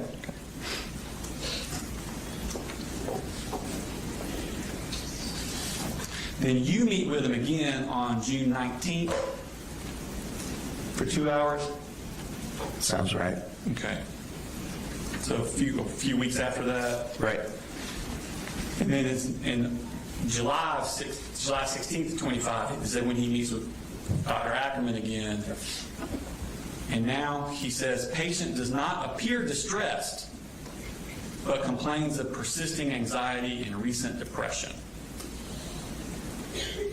So again, the doctor's pointing out in his notes that the kid is telling me one thing, but he's not showing manifestations of those things.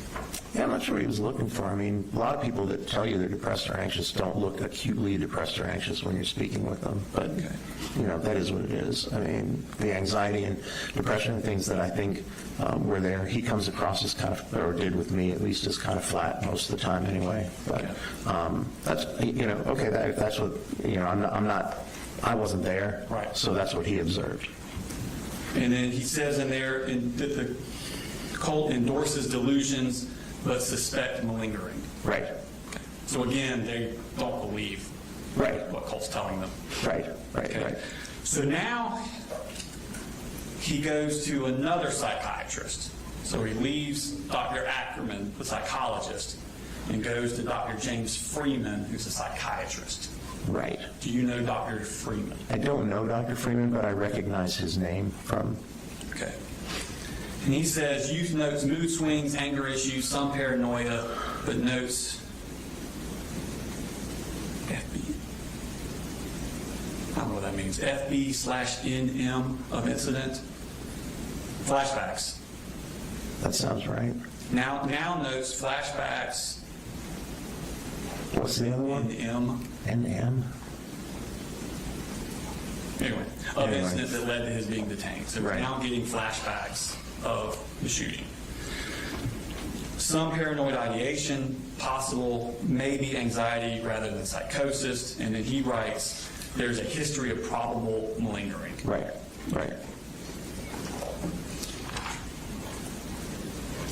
Then in October of that year, October 1st, he meets with Dr. Freeman again. Patient now states he sees a figure. However, affect is euthymic. Am I pronouncing that right? Yeah, euthymic just means like normal mood. Like calm. Yeah, just stable, normal, like you and I right now talking to one another. So he says, patient now states he hears and sees a figure. However, he's calm when claiming this. Right. Okay. Suspect some malingering. Yeah, I think people can be calm and report hallucinations, but I think they were responding more to what the content he was claiming to see, because those don't sound like real hallucinations. Yeah, and then 2 weeks later, they meet again on October 15th. He says some continued issues, a bit vague on symptoms. And being vague on symptoms is a sign of malingering also. It can be, it can be. And again, the mistake people make most of the time when they try and malinger is that they don't really know how the disorder they're trying to malinger works, so they don't do it right.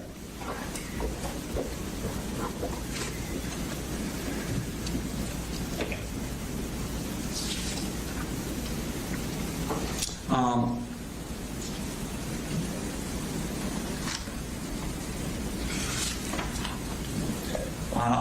December 4th, 2025, Hughes states he hears and sees his father. Some other AV hallucinations as well, though less defined. And then he puts significant degree of embellishing symptoms likely. Yep. In fact, the doctor actually put embellishing symptoms in all caps. Right. I saw that a few places in the records. That'd be significant, wouldn't it, that they put it some words in all caps? I suppose, yeah. Okay. But yeah, I think he was right. So, Again, on December 29th, 2 weeks later, again, Dr. Freeman likely embellishing and or malingering of psychotic symptoms. right. Keeps trucking on through the next year. We're now into 2026. Again, now this is March 14th, 2026 with Dr. Freeman. At this point, he says, when event briefly discussed, so I guess they're talking about the shooting. That would be my guess. When event briefly discussed, youth did not express remorse or seem emotional. And then he wrote, if 18 would likely meet criteria for antisocial personality disorder. Yeah, I'm not sure I agree with that. I mean, malingering doesn't make you antisocial, but Well, okay. I don't think he's saying it's because he's malingering. He just says that 18 would likely meet criteria for Yeah, I'm not sure where he's getting that, but okay. And I think you testified earlier with personality disorders, they're too young at that age to actually diagnose with somebody. Right, because the personality is not really finished. It's not all the way done yet. But apparently Dr. Freeman is seeing signs of that at this age, but can't diagnose him because he's not 18 yet. That's what he's saying. Yeah. I mean, that's what I believe he's saying is that I think he's saying if he was older, he would diagnose him with that. And someone with antisocial personality disorder is also a higher risk for malingering, correct? Correct. Okay.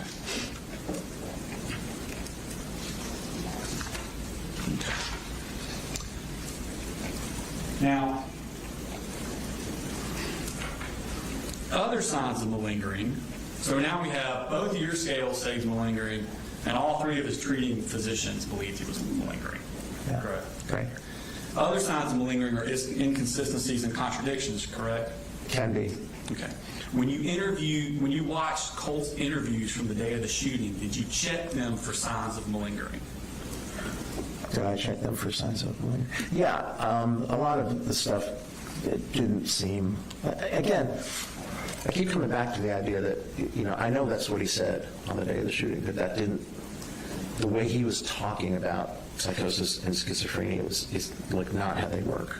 Okay. You know what I mean? And so I've never thought he did the shooting because he was hallucinating things. And so if he was telling investigator Smith that, then I don't think that was true.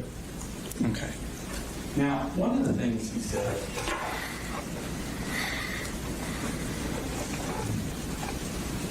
he tells the investigators that his dad had hid the gun from him. Right. Now, this is the interview he gave at the school. Right. And are you aware of the time frame of that interview to when the actual shooting happened? I think the first one happened like in a classroom in the school, and then the next one was, I think it was later that day at CID. Like, this is like 30 some odd minutes after the shooting. The one where he was all hysterical, yeah, that was in a classroom, and my impression was that it actually started, the way it sounded is that it started in the hall and then moved into a classroom. Right. But this is after he's been arrested, and he's giving that first interview. Right, yeah, like right immediately after everything happened. Play a clip from that. Okay. I heard yesterday, Your Honor, this is going to be the clip from the Apalachee at the school, and it's from 6:09 to 6:26. Thank you. I told him to hide his guns, and he did, but I don't know if I found them.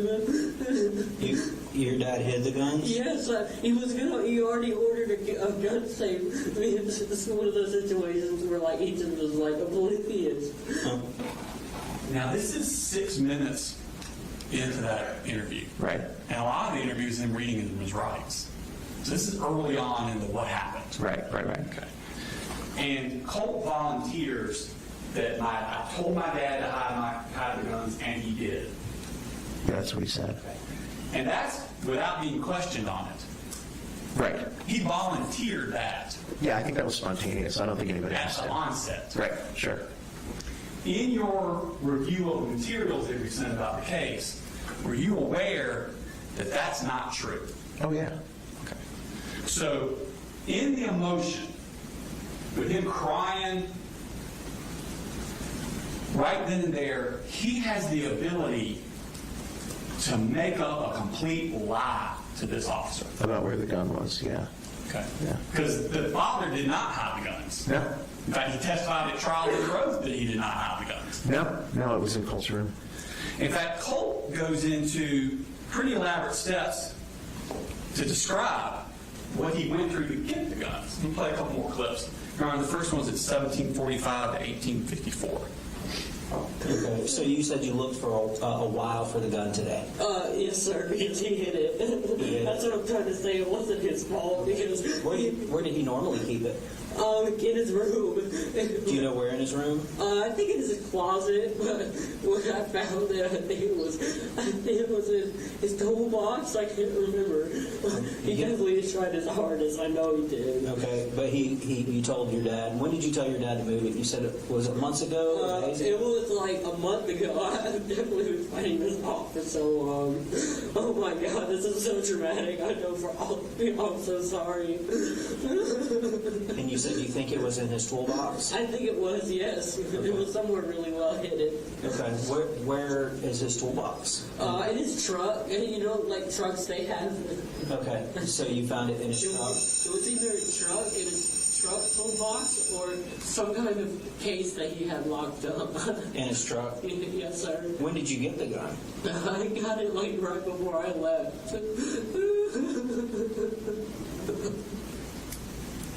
So he's saying that it was in his dad's truck, and he got it right before he left. Right. And this is immediately after, this is like his first interview. Yeah, it seemed like he was trying to protect his dad. Yeah. And then, but we know that's not true, right? Right. Because the dad actually left in the truck before Colt came out. Right, so That's that, physically impossible. that wouldn't have worked. That wouldn't No. work. Was, I mean, it wasn't And true, Colt so. realizes that by the time he gets to the second interview later that day. Right, Okay, and he gives a different version to them. right. And this is going to be the interview at the CID, Your Honor, and that's going to be from 3610 to 3753. Cool. All right, so we're talking about grabbing some mags. The gun was in a box? Yes, sir. Covered in clothes. He had some clothes over it, which I guess was another, last resort, to hide it. All right, so that's my next question. To you, is that hidden, or is that somewhere where you know to go find it? No, that's hidden. I looked for it for a good while. That was a really good, that's not him just half-assing, I'm going to hide this. He knew at this point, something was definitely very off, and he was going to give me the help that I need. Does he go to work before you go to school or something? Yes, sir. All right, so when you're going to school, you're alone. Yes, sir. What time did you get up this morning? I didn't get up this morning. I've been awake for So you just stayed up all night? Okay. So it was just that was most of that just stemmed from the sheer fight of just trying to fight off this urge and this bad.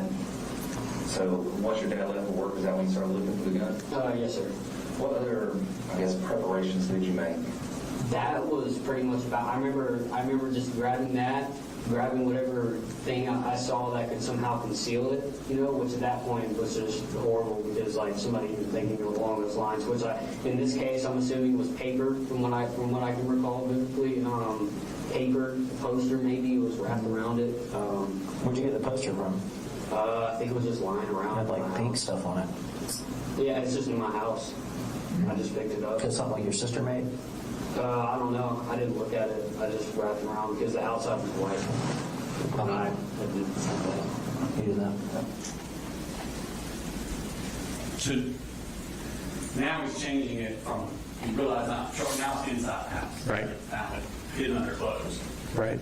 So the day of the shooting, immediately after, he's not being forthcoming about it. He's lying. Right, like I said, I think he was trying to protect his dad, because he never represented anything to me other than that he was always in possession of it. It was a different story than what he told the investigator. Now, Colt told you, we talked about this,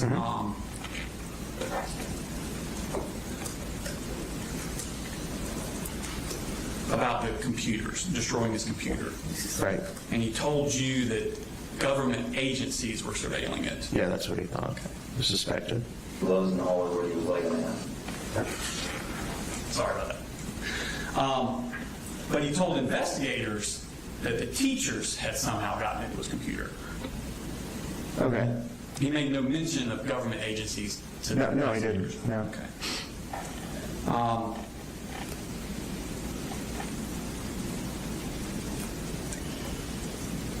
Go ahead and play the clip at the bottom of the page. All right, this is going to be the interview at the investigations, 432 to 547.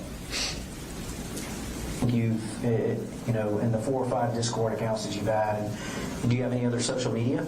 Nothing I know of. You don't have a Facebook account? No, like as far as like chat, social media, no. I've never used those. Okay, no Instagram, Snapchat. Any account that I've had previously, it's probably wiped, deleted. Okay. But not recently, no. Why did you wipe and delete your accounts? I'm talking like months ago, like, and honestly, I don't know. I mean, that's just a habit. I mean, that's like, making new emails, like thinking. How many different emails do you think you've had? It's only limited for phone numbers, so like 6. Okay. What's your current email address? I have 3, I think. That you know of? Yeah. What are your 3 email addresses? They're at Gmail, but I know 2 of them I can't remember, but I know the other one was more of like a burner. I think it was Declivity Decentralized, and I can't remember the set of numbers. Okay. Declivity? Yeah. What does that mean? I don't know. It just shows like really unique words. So you said that Colt told you that the reason he changed his passwords and usernames frequently was because of government surveillance. Yeah, or somebody tracking him. And Yeah. you use that as another example of him having delusions. Yeah, Paranoia. I think he was paranoid. Yeah. But that's not what he told them is why he did it. He told them it's just a habit he does, like changing his emails. Okay. In fact, all the time, all his delusions with the investigators was that it was students and teachers out to get him. He never mentions the government at all. No, and the government, again, was to do with speculating, because I even asked him, like, why would the government want to track you? And he said he didn't know. And he talked about students and teachers as well, and that's what he talked to Mandy about, and I guess his mom, too. So. But in over 3 hours of interviews with the investigators, he never mentions the government. He always mentions teachers and students. Okay. And it's not until he talks to you that the government comes in. Okay. Okay. And he told you the FBI was following him? Yeah. Did you know that James Holmes also said the FBI was following him? Yeah, I didn't believe the FBI was following him, but it doesn't surprise me that James Holmes would say something like that. Right. And it was in the video that Colt had watched. Right. Yeah. So now, with you, the person he anticipates will probably testify. Right. He is saying something similar to what James Holmes said. Right. He's planting another Easter egg. I suppose so. Now, Colt told investigators he was wearing purple gloves. Right. Okay. Are you aware that that's not true? I only saw a little. You may not, because I don't know. Yeah, I only saw a tiny clip, and it was when he was being arrested, so I didn't know whether that was true or not. Okay. Well, let's play the clip. I remember him saying it when he was talking to the investigator, but I didn't have any, I didn't know. Right. Your Honor, this is from the one at the school, and it's 2447 to 2521. I just went to the bathroom. I guess I would assume I just got ready. I don't know. Help me understand how you got ready. I guess just putting gloves on. Okay, so you put gloves on. What kind of gloves did you put on? I think they're out there. I don't know. I think they're purple. I can't remember. Like the little rubber ones? Like the little thin ones? No, I don't. I think so. Maybe I think they were purplish, like purplish. They were fully purplish. I know. Okay. I think. So you put gloves on. Okay. So Colt tells them 4 times he uses the word purple. Okay. They were actually just the standard yellowish tan work gloves. Okay. Okay, just your generic work gloves. Okay. Okay. Yeah. Does purple sound distinctive to you? Yeah, I mean, it sounds like the gloves that like EMTs use. And he was insistent that it was purple. Right. Which was not true. Not true. Okay. Did you know that Kyle Rittenhouse wore purple gloves? No. You know who Kyle Rittenhouse is? I do. That never came up in my conversations, and I didn't see it in any of the discords, but I'm aware of who that You know is. that Colt also researched Kyle Rittenhouse. I did not. And then when he's telling these investigators something that's not true, it's another Easter egg for fans of Kyle Rittenhouse to see. Potentially, yeah. Did you talk to him about why September 4th? No. Did you hear on his interview why he told the investigators September 4th? I don't remember. I don't remember. Okay.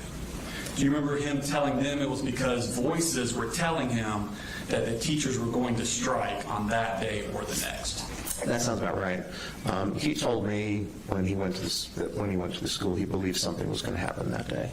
Okay. But it wasn't. He didn't tell it to me the same way he told it to the investigators. He just said he had a feeling something was going to happen. So he had to do it that day because he thought something was happening that day. Yeah, I mean, when he talked to me, and then when I read the Discord messages, the way he represented it to me was that he believed something was going to happen at the school that day. I was not as clear at how focused he was on the 4th until I saw the messages with Mandy. Right. Yeah. So his version, it almost sounded like a preemptive self-defense against these voices that were going to do something to him. Potentially, although it was clear he was. I mean, it was clear from the messages with Mandy that he was going to do something on September 4th, but he never said what it was. Okay. Yeah. Did you look at his Discord to see what his actual motivations were for September 4th? For that specific date, I didn't know that there was any specific significance to that date. I mean, I think, again, my formulation for how the whole thing happened was this obsession and getting lost in the true crime community and all of the things that get you cred and get you,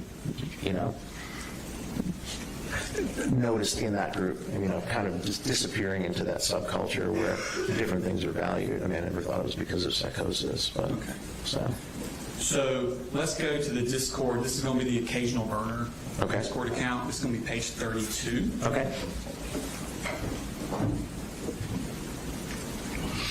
In Colt's occasional burner, Mandy says, Colt says, also September 4th, can you be awake like at around 8:30ish, 9ish in the morning? Right. And this is August 31st. Right. I mean, he clearly knows he's going to do something on the 4th. Yeah. I mean, in retrospect now, we can... 5 days. Right. We know. 5 days before. Sure. And she says, what's happening on the 4th? He says, I don't know. Right.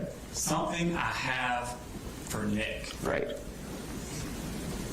That's not anything about voices, teachers, students out to get me. It is something I have for Nick. Right. I think that's his motivation. Right. 5 days before. Right. Okay. I think that's probably right. So on the next one, this is going to be page 33, Your Honor. So they're upset because Mandy and Colt have sent messages to Nick and he's not responding. Yeah. And they're upset about it. Right. So Like, how the fuck are they not responding? Like, it's just a slow-ass company saying how, whatever those words are. Something better to do. Because, like, if I'm in prison, I'm writing back every single one of them. Right. And then the next thing he says is, I'll fix this, all of this, just give me a few days. Right. How? I'll surprise you. And at the bottom of that page, he says, sorry if I seem distant. I had to clean up a few things. The fourth is indeed approaching quickly. Right. So he's upset that Nick Cruz is not responding to him. Right. And he's upset too. And he says, I'll fix this Right. in a couple of days. Right.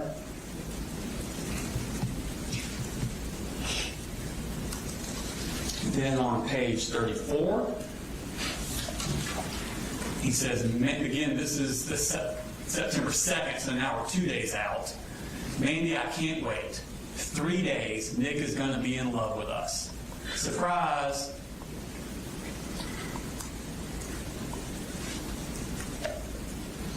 LMKAO, laughing my something ass off. Yeah, I don't know what the K is for. So again, this is so Nick will be in love with him. Right. No mention about people at the school conspiring against him, teachers are going to get him on that day. It is all to get Nick Cruz's attention. Right.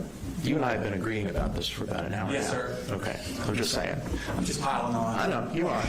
I get that. But I'm just saying, you realize we're agreeing over and over and over Absolutely. again. Okay. Page 36. My love for Nick has formed into something in which I can find no other resort that can prove my love and affection towards him. I mean, that's pretty much it right there, isn't it? Yep.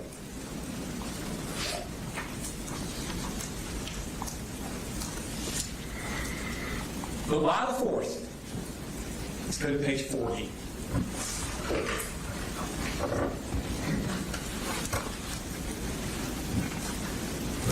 Mandy says, also, I don't mean to pry, but why did you pick September 4th to do something? And he says, 4. Nick chose the 14th. Because the shooting at Parkland was on February 14th. Okay. I vaguely remember that. And then on page 41,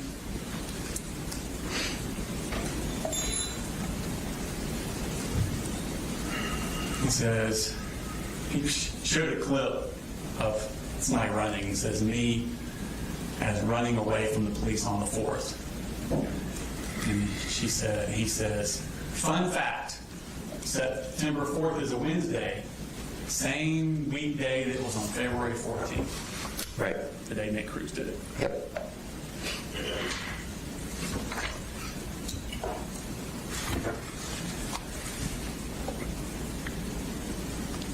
Did you remember Colt telling investigators that he called a suicide hotline in the bathroom immediately before the shooting? No, I don't remember that.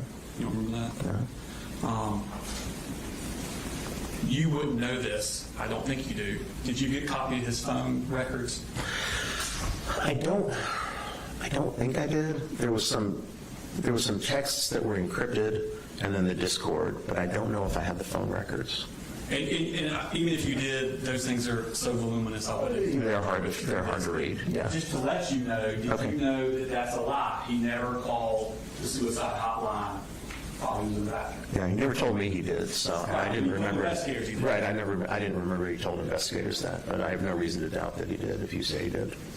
Did you know that James Holmes did that? No. That he went out to his car right before he came back into the.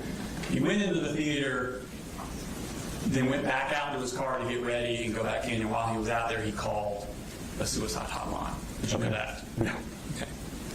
Did you know that Colt did know that? I'm sure he did. Just pull up, Your Honor, this is going to be the same Discord, page 24. So he says he's talking about James Holmes. Dude, toward the bottom, dude, he's like the forgotten mass shooter. He called a hotline right before he did it, too. Okay. So Colt knows that about James Holmes. Yeah, not surprising. when Colt is being interviewed by the investigators the day of the shooting, he has the mental wherewithal to lie, tell them he did the same thing James Holmes did that he actually didn't do. Right. Again, another Easter egg for fans of James Holmes to discover. Yeah, I mean, it seems that way. Again, since I didn't go down that rabbit hole, I mean, I wouldn't have known these things. But the way that you're framing it and characterizing it, I mean, it makes sense.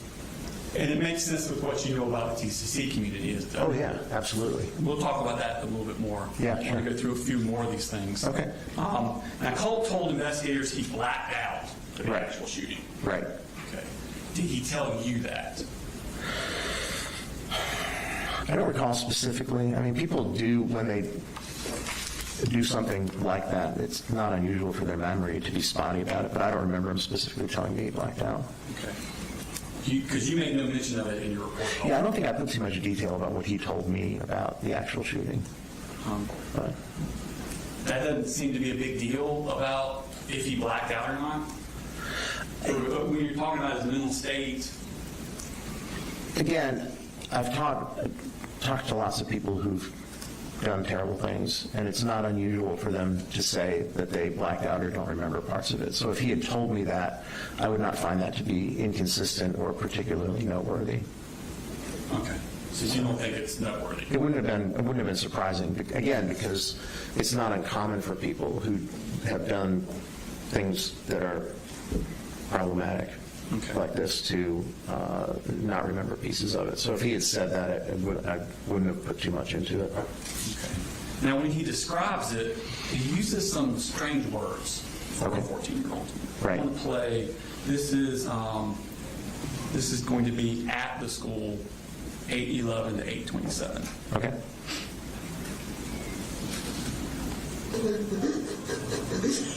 Where's the bathroom that your book bag I was in? think it's down there. I completely just became decentralized through all of it. I came back and I was on the fucking floor. I completely just became decentralized through all of it. Yeah. That's a strange word. It's an odd word to use. Yeah. Did you know he used that word before? I was not aware of that. In fact, he tells investigators that his email is decentralized declivity. Right. I did remember that. Yeah. Or It's all- declivity decentralized. I think it was the other way around. But So because they asked him what declivity meant, and he said he didn't know. he says he blacked out during the shooting and uses the word decentralized. Right. But he had the wherewithal and the forethought to, before the shooting ever happened, to make an email account with that same word in it. Yes. It's almost like he can predict the future. And by I'm not predicting the shooting because we know he was planning that. But Right. predicting the blacking out part. Potentially, again, yeah. I mean, I don't know if he knows what the word means, but I think he goes on throughout his interviews and says phrases, transformed into a state of psychosis. Right. Says that twice. yeah. Almost a blackout state of mania psychosis. He says that once. Right. That's not a thing. Then one time he says, like psychosis state of blackout, because that's an actual thing that people can have. Sounds kind of pre-thought out, doesn't it? Yeah. I mean, he's clearly, there's no question that he's researched mental disorders. But it seems like he already has those things ready to say. Yeah. But again, whatever the blackout mania psychosis, I mean, that's not a term I would ever use, so I'm not sure what he was referring to. But you're right. I mean, it seems as though that was teed up. Yeah.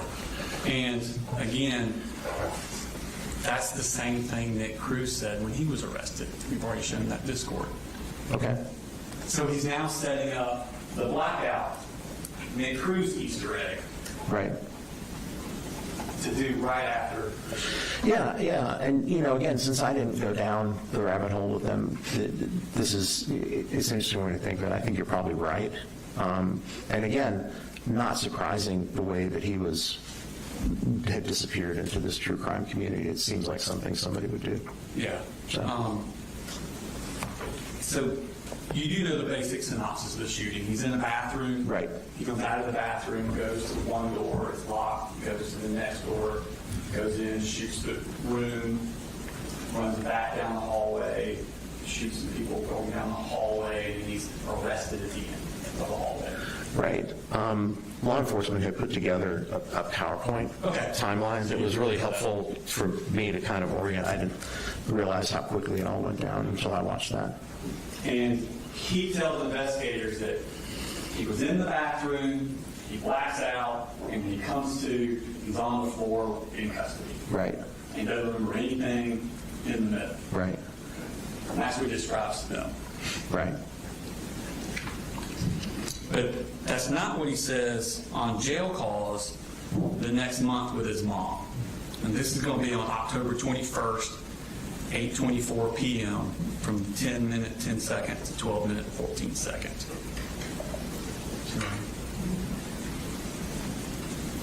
Article from ABC News. Do you want me to read this? Okay. It says, in a tragic incident that unfolded on September 4th, Colt Gray is accused of fatally shooting 2 students and 2 teachers. The GBI testified in court on Wednesday detailing surveillance footage that revealed Gray's unsettling tactics as he concealed a long road within a poster board resembling a school project avoiding the school bus. The GDI agent recounted that on the morning of the shooting, Colt Gray rode the bus with a weapon hidden from view. After arriving at school, he reportedly left a notebook on his math desk that outlined the plan for the shooting, just like you said, did it, including estimated casualty counts and sketching of the classroom layout. Gray then proceeded to the restroom, emerged with gloves on and the poster board covering the AR-15 style rifle, which was allegedly trying to conceal. As he attempted to re-enter the classroom, a classmate spotted him through the door's window, prompting her to alert the teacher and initiate a lockdown. So apparently they talked about how you left that notebook out on your desk. So that's crazy to me how you were just like putting it out there and everybody was just something oblivious, you know? Yeah. Okay, and the rest of stuff in there, she talked about the shooting part. Okay, well, that part I can account for. One of the first things I told you left here wasn't a student, it was the teacher who was at me through the window. And the door was open, it could easily enter, but I just turned and... Really? Yeah. Okay, I thought you were locked out. Seems to me he now has pretty clear memory of what happened. Right. Okay. And there's another call the next month on November 11th. This is 8:25 p.m. from 8:53 to 9:46. You want me to do the post first? Yeah. So there's a bunch of them. Actually, no, the article, yeah. We'll do the article, okay. Thank you. You coming Tuesday again? Duh. Yeah. You know it. Okay, the first one. One second. It says Apalachee survivor recounts the moment that shooting suspect came banging frantically on the classroom door. What? That's bullshit. Ashland Dosa. You know somebody called me Ashland? No, but I did not. I know for sure I didn't bang on that fucking door. That was probably the gunshots in the other room. Probably. Again, he does have memory of that. He did not black out. Right. He never represented to me that he had blacked out. When we discussed the incident, there was never any indication that he didn't remember. No, he told investigators. Yeah. I'm just pointing out that And that's it's not what I Ray got. for Nick Cruz fans. Sure. Okay. It seems like, yeah. So we talk. Let's go into the TCC a little bit. Sure. you're familiar with it, heard about it from Colt? Did he tell you about it? He told me about his involvement in it, and then I did a little poking around to I was it. gonna say you also looked into it. Yeah, I wanted to know something about it. And What did you look at? What did you find? I knew some things online. CNN did a thing about it recently. I watched that. There was actually an article, I think, that the state provided. The one about Peter Smith? Yeah, that one. So that was interesting. And then just kind of poking around online, trying to find out what I could about like what this was. And So basically help the judge understand it's an internet subculture. yeah, it's a group, mostly teenagers and young adults, who are obsessed with these school shooters to the point that it becomes, obsessed is the best word, but it becomes kind of all engrossing, even sexualized at times. It's pretty disturbing.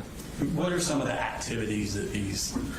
They do a lot of research. They do a lot of trying to find information and media that have to do, you can obtain a certain level of credibility by having information other people don't have. The people in the community tend to focus on one or another person. Sometimes they'll shift like Colt did. And then, he was speaking with Caitlin. Caitlin was obsessed with Adam Lanza. Mandy was clearly obsessed with Nick Cruz, as was he. And that's kind of typical for how it goes. But again, the relationships become, there's an idealization of the shooters. There's a minimization of the impact on the community and on the victims. And then there's almost like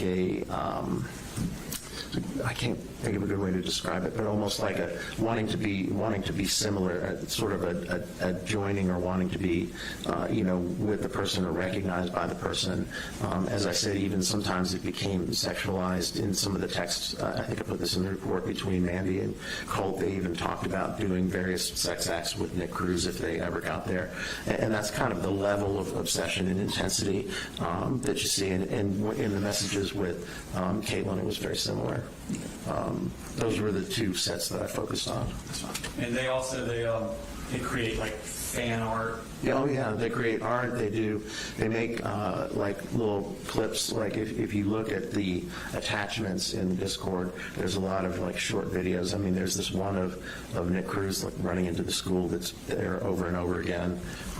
They tend to repeat, but then there's also like memes and fan art and animations and stuff like that people will make.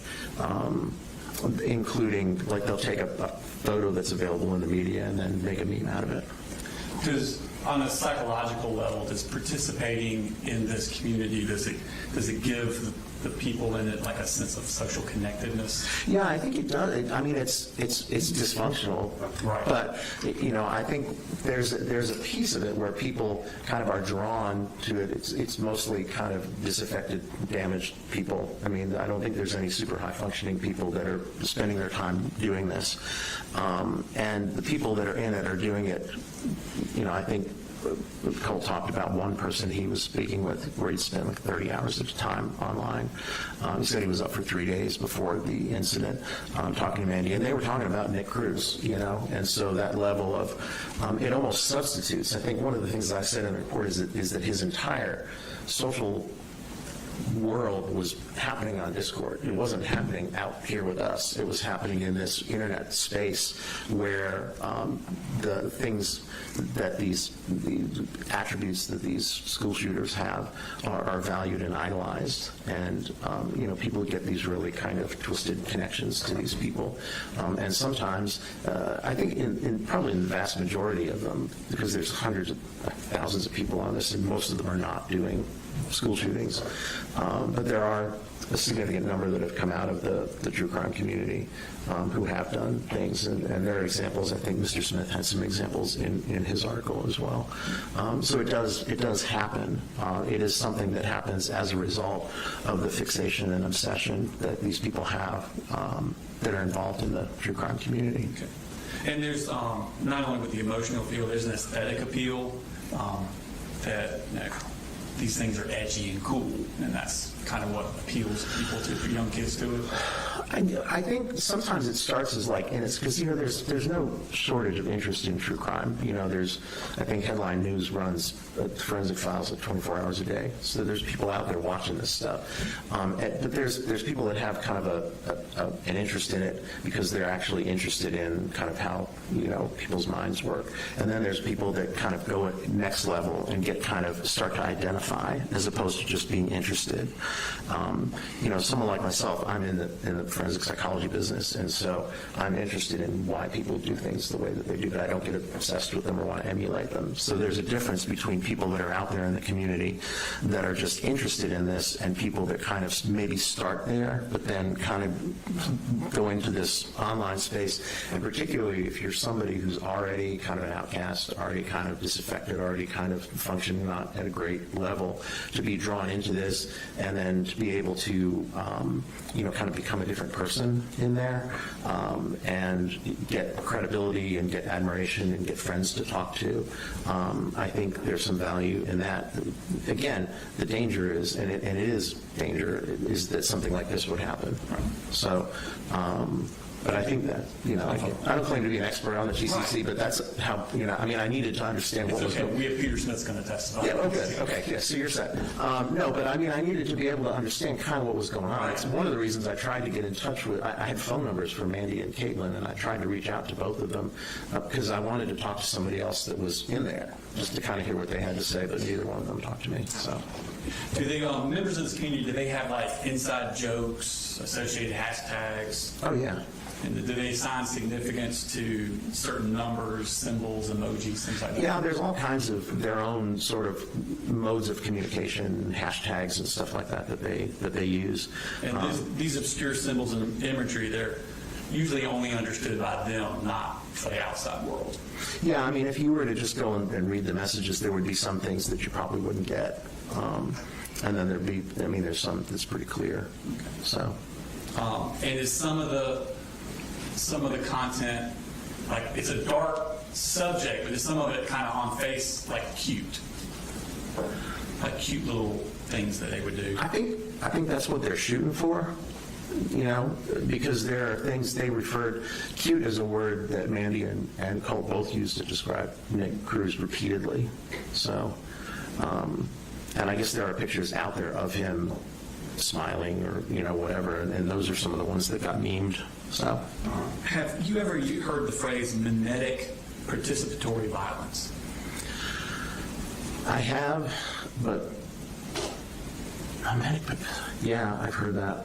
I'm blocking on what it means, but well, we've got this community, right, and the members research the means of past shooters, right, okay, and then they participate and commit their own shooting. But when they do, they leave behind that same meme content from other shooters. Right. Mimetic meaning based on memes, which is based on the things that we're going. Yeah, it's coming back. So they research, they find out all this stuff about the people in the true crimes community, the TCC generate in the door. Right. And then when they're doing their own act of violence, they put these Easter eggs in for those members of the community will then see them. Right. Okay. And by that way, they can gain fame and status within the community. Right. Okay. And I think we talked about malingering earlier. Most people talk about malingering, the primary motivation being to get out of trouble.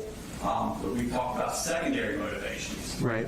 And some of these lies and the malingering, if they're Easter eggs, that would be the secondary motivation to gain status within the TCC community. Right. If anyone ever decided to start researching him, they might put those things together. Right. Let's go back to Discord. We're going to go back to, this is the F-bomb one from 2023. Okay. We'll do page 22 and 23.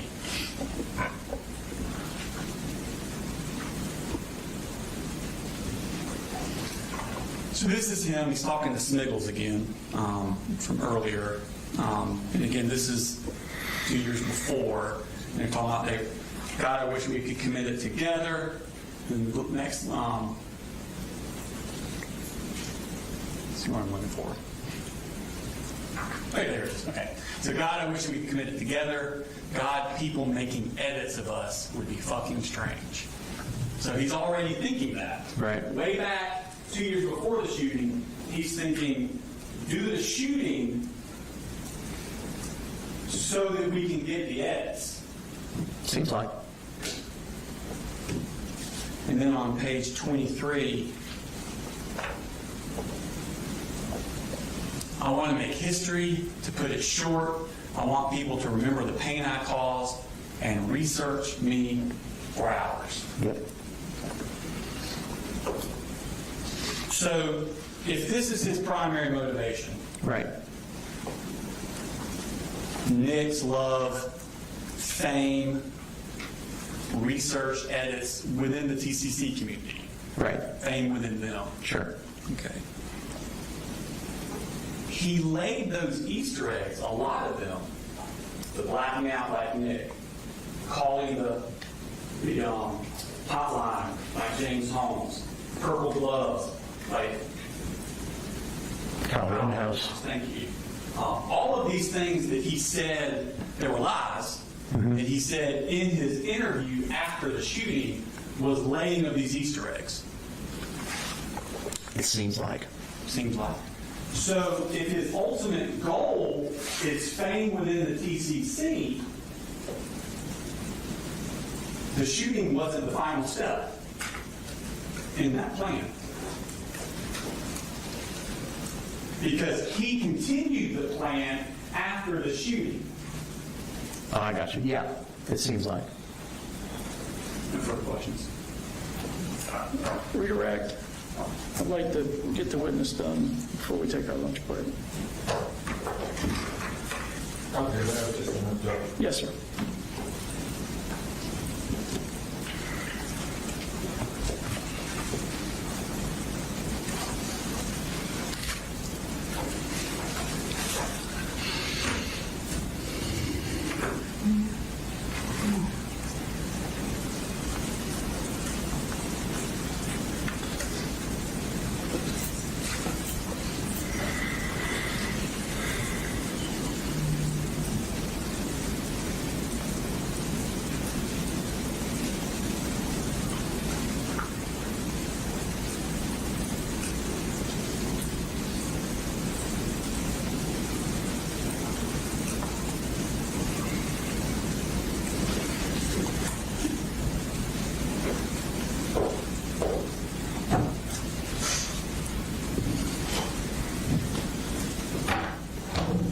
So, obviously, Colt was involved very much in his social media with this drug, right?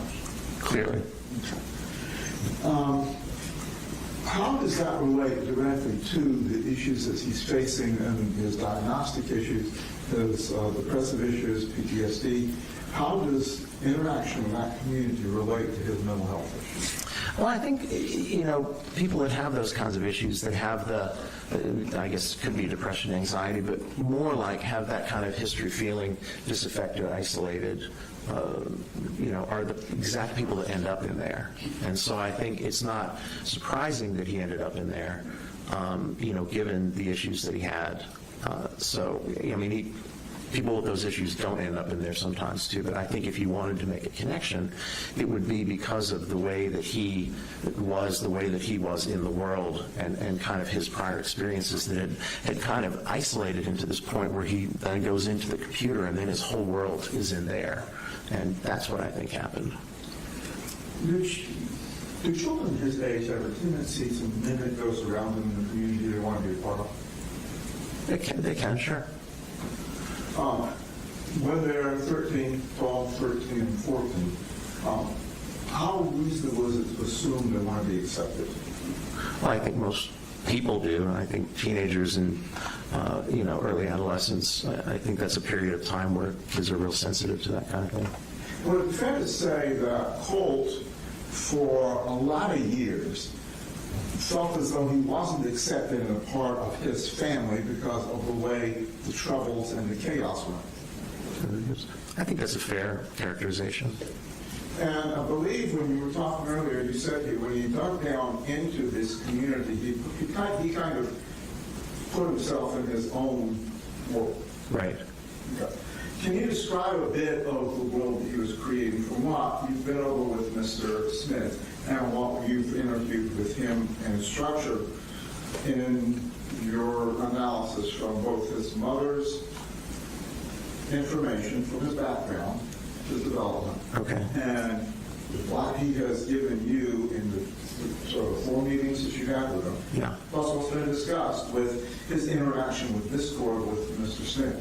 Can you kind of give us an overview of how all that fits together in his personality and his development? I can try. I think, again, if you look at somebody's lifespan, if you look at their development, you look at the experiences they've had, and you're trying to get a sense of how somebody came to be where they are at a certain point in time. I think when I started when I started evaluating, Colt, and started kind of listening to things that he was saying and looking at aspects of his history, looking at his online presence, and then eventually, and the thing that was most useful talking to his mom was, she talked a little bit about his symptoms. I got some of his, background history, certainly her slant on it.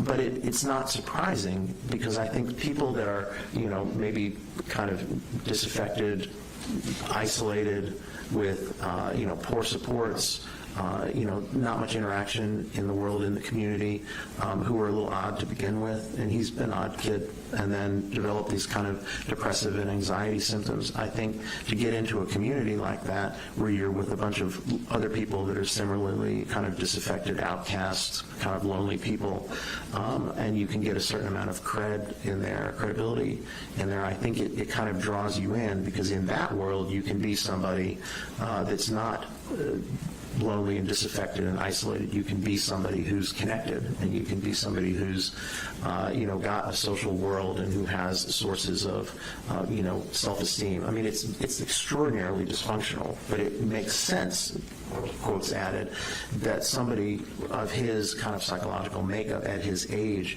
might end up in that space.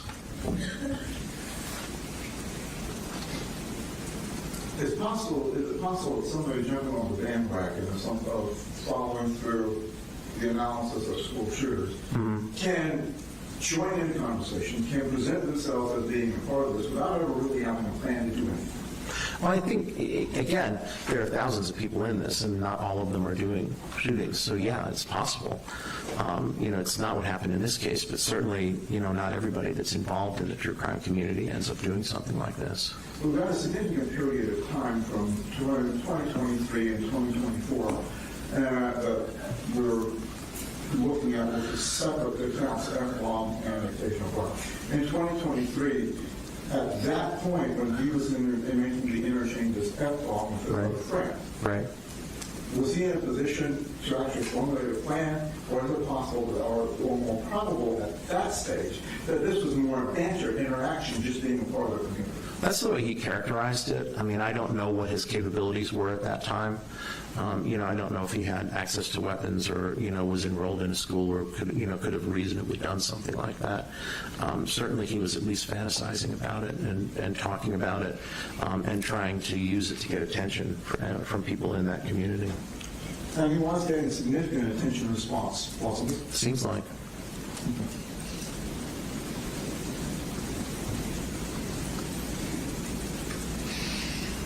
Now, if someone is on the cusp of developing a paranoia type syndrome, like we've been discussing before, Right. wouldn't it be reasonable to assume that once, say, the FBI contacted him, that would heighten his paranoid response, and that's why he would take down accounts, destroy accounts, and do other steps? Not necessarily that he was planning something, but the paranoia was triggering, and he was responding to the circumstances around him. It could be an element of it. Certainly, if you had had an experience with the FBI, being worried about having another one, that has a certain realistic aspect to it. I mean, it doesn't mean it can't also be, paranoid and unreasonable, but if the FBI has already visited your house, to be concerned that they might visit again if they saw similar material is not really delusional. Now, you indicated that you really didn't believe the delusional comments that he made about the black vans watching anything but that. Right, and yeah. How does paranoia manifest if it's not in delusional suspicions like that? Again, I think he conflates paranoia and anxiety. I think he's anxious. He's an anxious kid who spends a lot of time worrying about things. Some of the time when he was saying paranoia, and I pointed this out a few times in the report, he was really conflating it with anxiety. What he was talking about was not paranoia. I think there were elements of paranoia. I don't think it was the primary thing that was going on with him. I think the anxiety and the depression were the primary things that were going on with him. I think there was some level of paranoia. I don't necessarily think he was hallucinating the way that he's described it. But I think the paranoia, again, could have directed some of his behavior. But again, there was a realistic basis for it as well. And the fact of the anxiety related to the FBI visit to his home, that would have an impact on his behavior, right?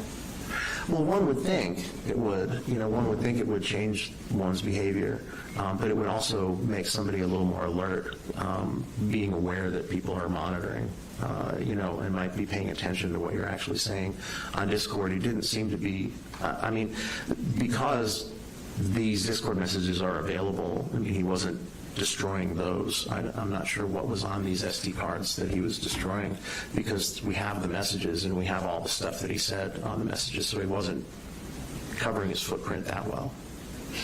Is it possible he didn't actually destroy it? It's possible, yeah. I didn't see him do it, and I don't believe they found any crushed up SD cards.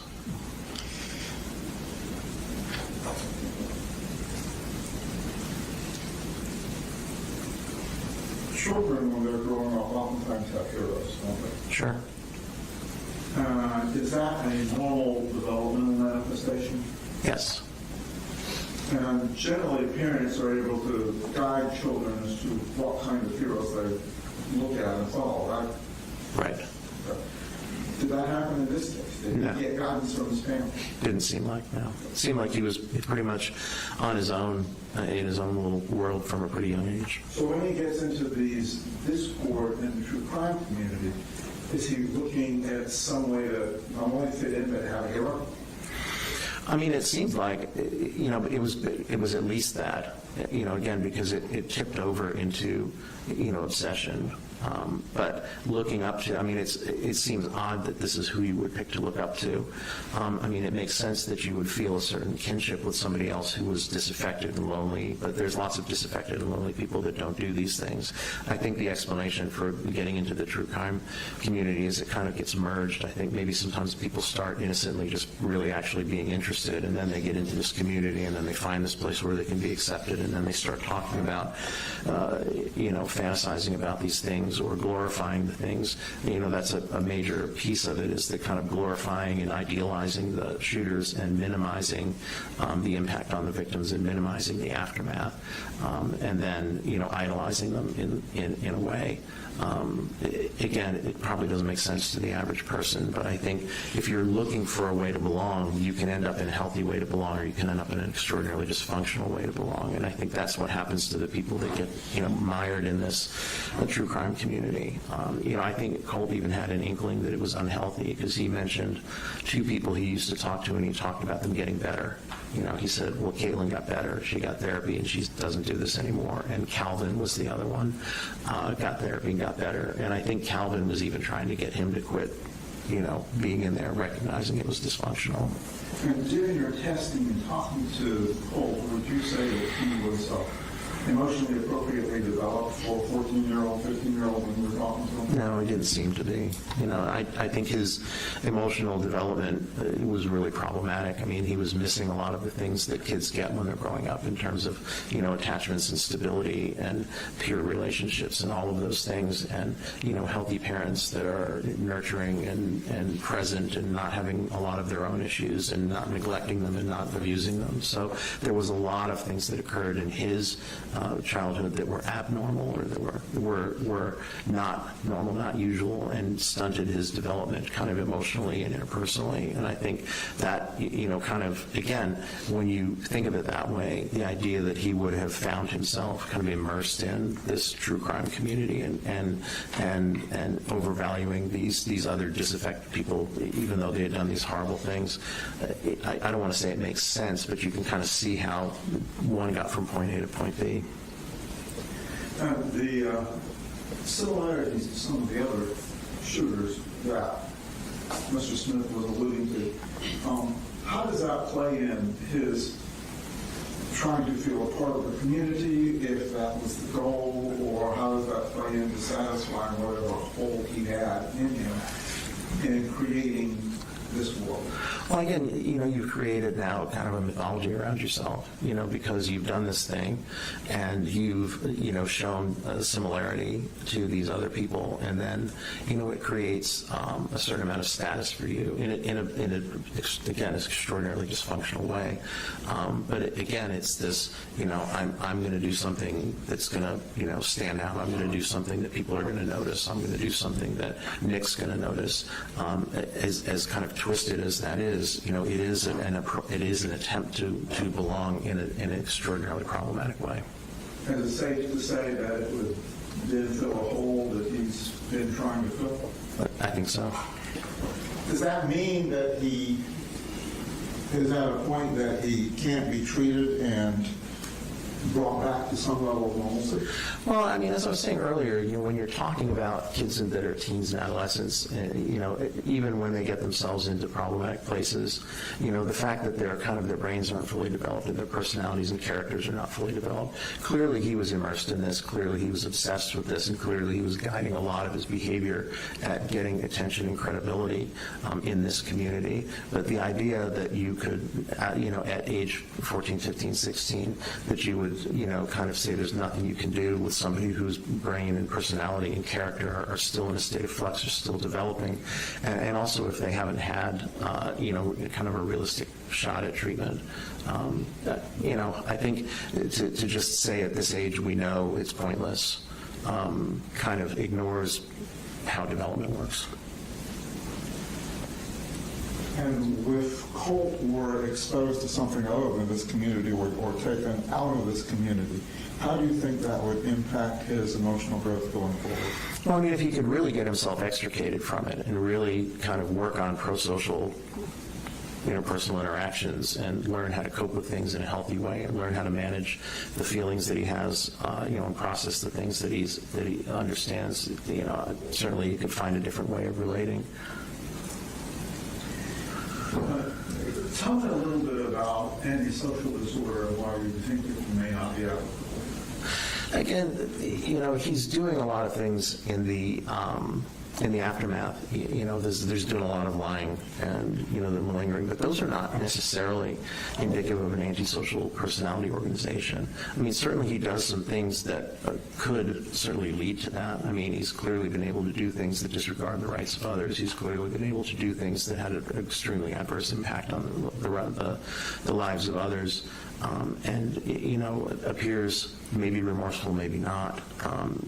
I can see how that would make people think he was on a trajectory like that, but there was not a lot of other kinds of things that you usually see with conduct disorder and so forth kind of developing, forward. I think if you, look at the things that he did in this instance, I don't know that it necessarily captures the entirety of his personality. Again, I can't say. Certainly there was a lot of problematic stuff, but to say that there's absolutely nothing you can do or you shouldn't give it a try or, we're just going to give up now, knowing, again, what I know about brain and personality and character development, seems like, it's certainly one way to go, but it seems like it ignores, what we know about people's ability to make change, particularly at a period, when they're still developing. I mean, if we were talking about somebody that was 27, 28, 29 or older, I would be much less optimistic. Now, there's been some comment about his blank effect, the fact that he doesn't seem to be overly emotional and showing remorse.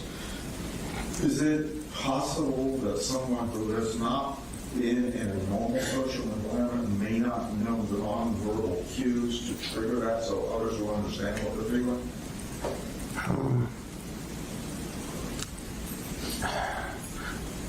Yeah, I suppose so, but again, it's, there's a certain amount of social stuff that you get from modeling, and there's a certain amount of stuff that's just kind of how you're wired up. If you're not wired up to be a particularly emotional person, then that's the way you're going to come across.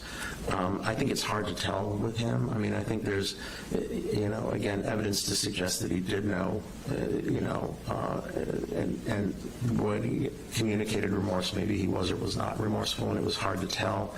I couldn't speculate, to be honest with you. I know I just talked around in circles a bit there, but it's hard to know. Were you aware that he wrote apology notes? I did. I saw them.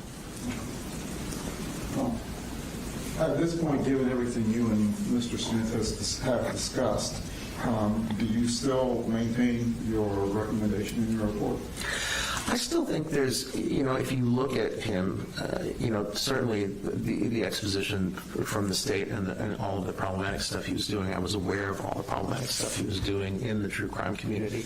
I think it would be, clinically, I would want to get him out of that milieu and see if you could address things to kind of maybe restructure his personality in a more healthy, better coping sort of way.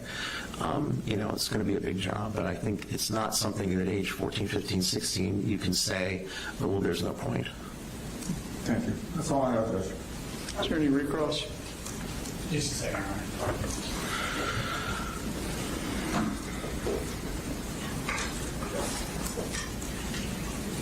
Good question, John. All right. Witness may be excused. Yes, Judge. Thank you, Doctor. Thank you, Your Honor. We'll go ahead and take a lunch recess, 1:45. Your Honor, we do have the 2 o'clock city witness. Okay.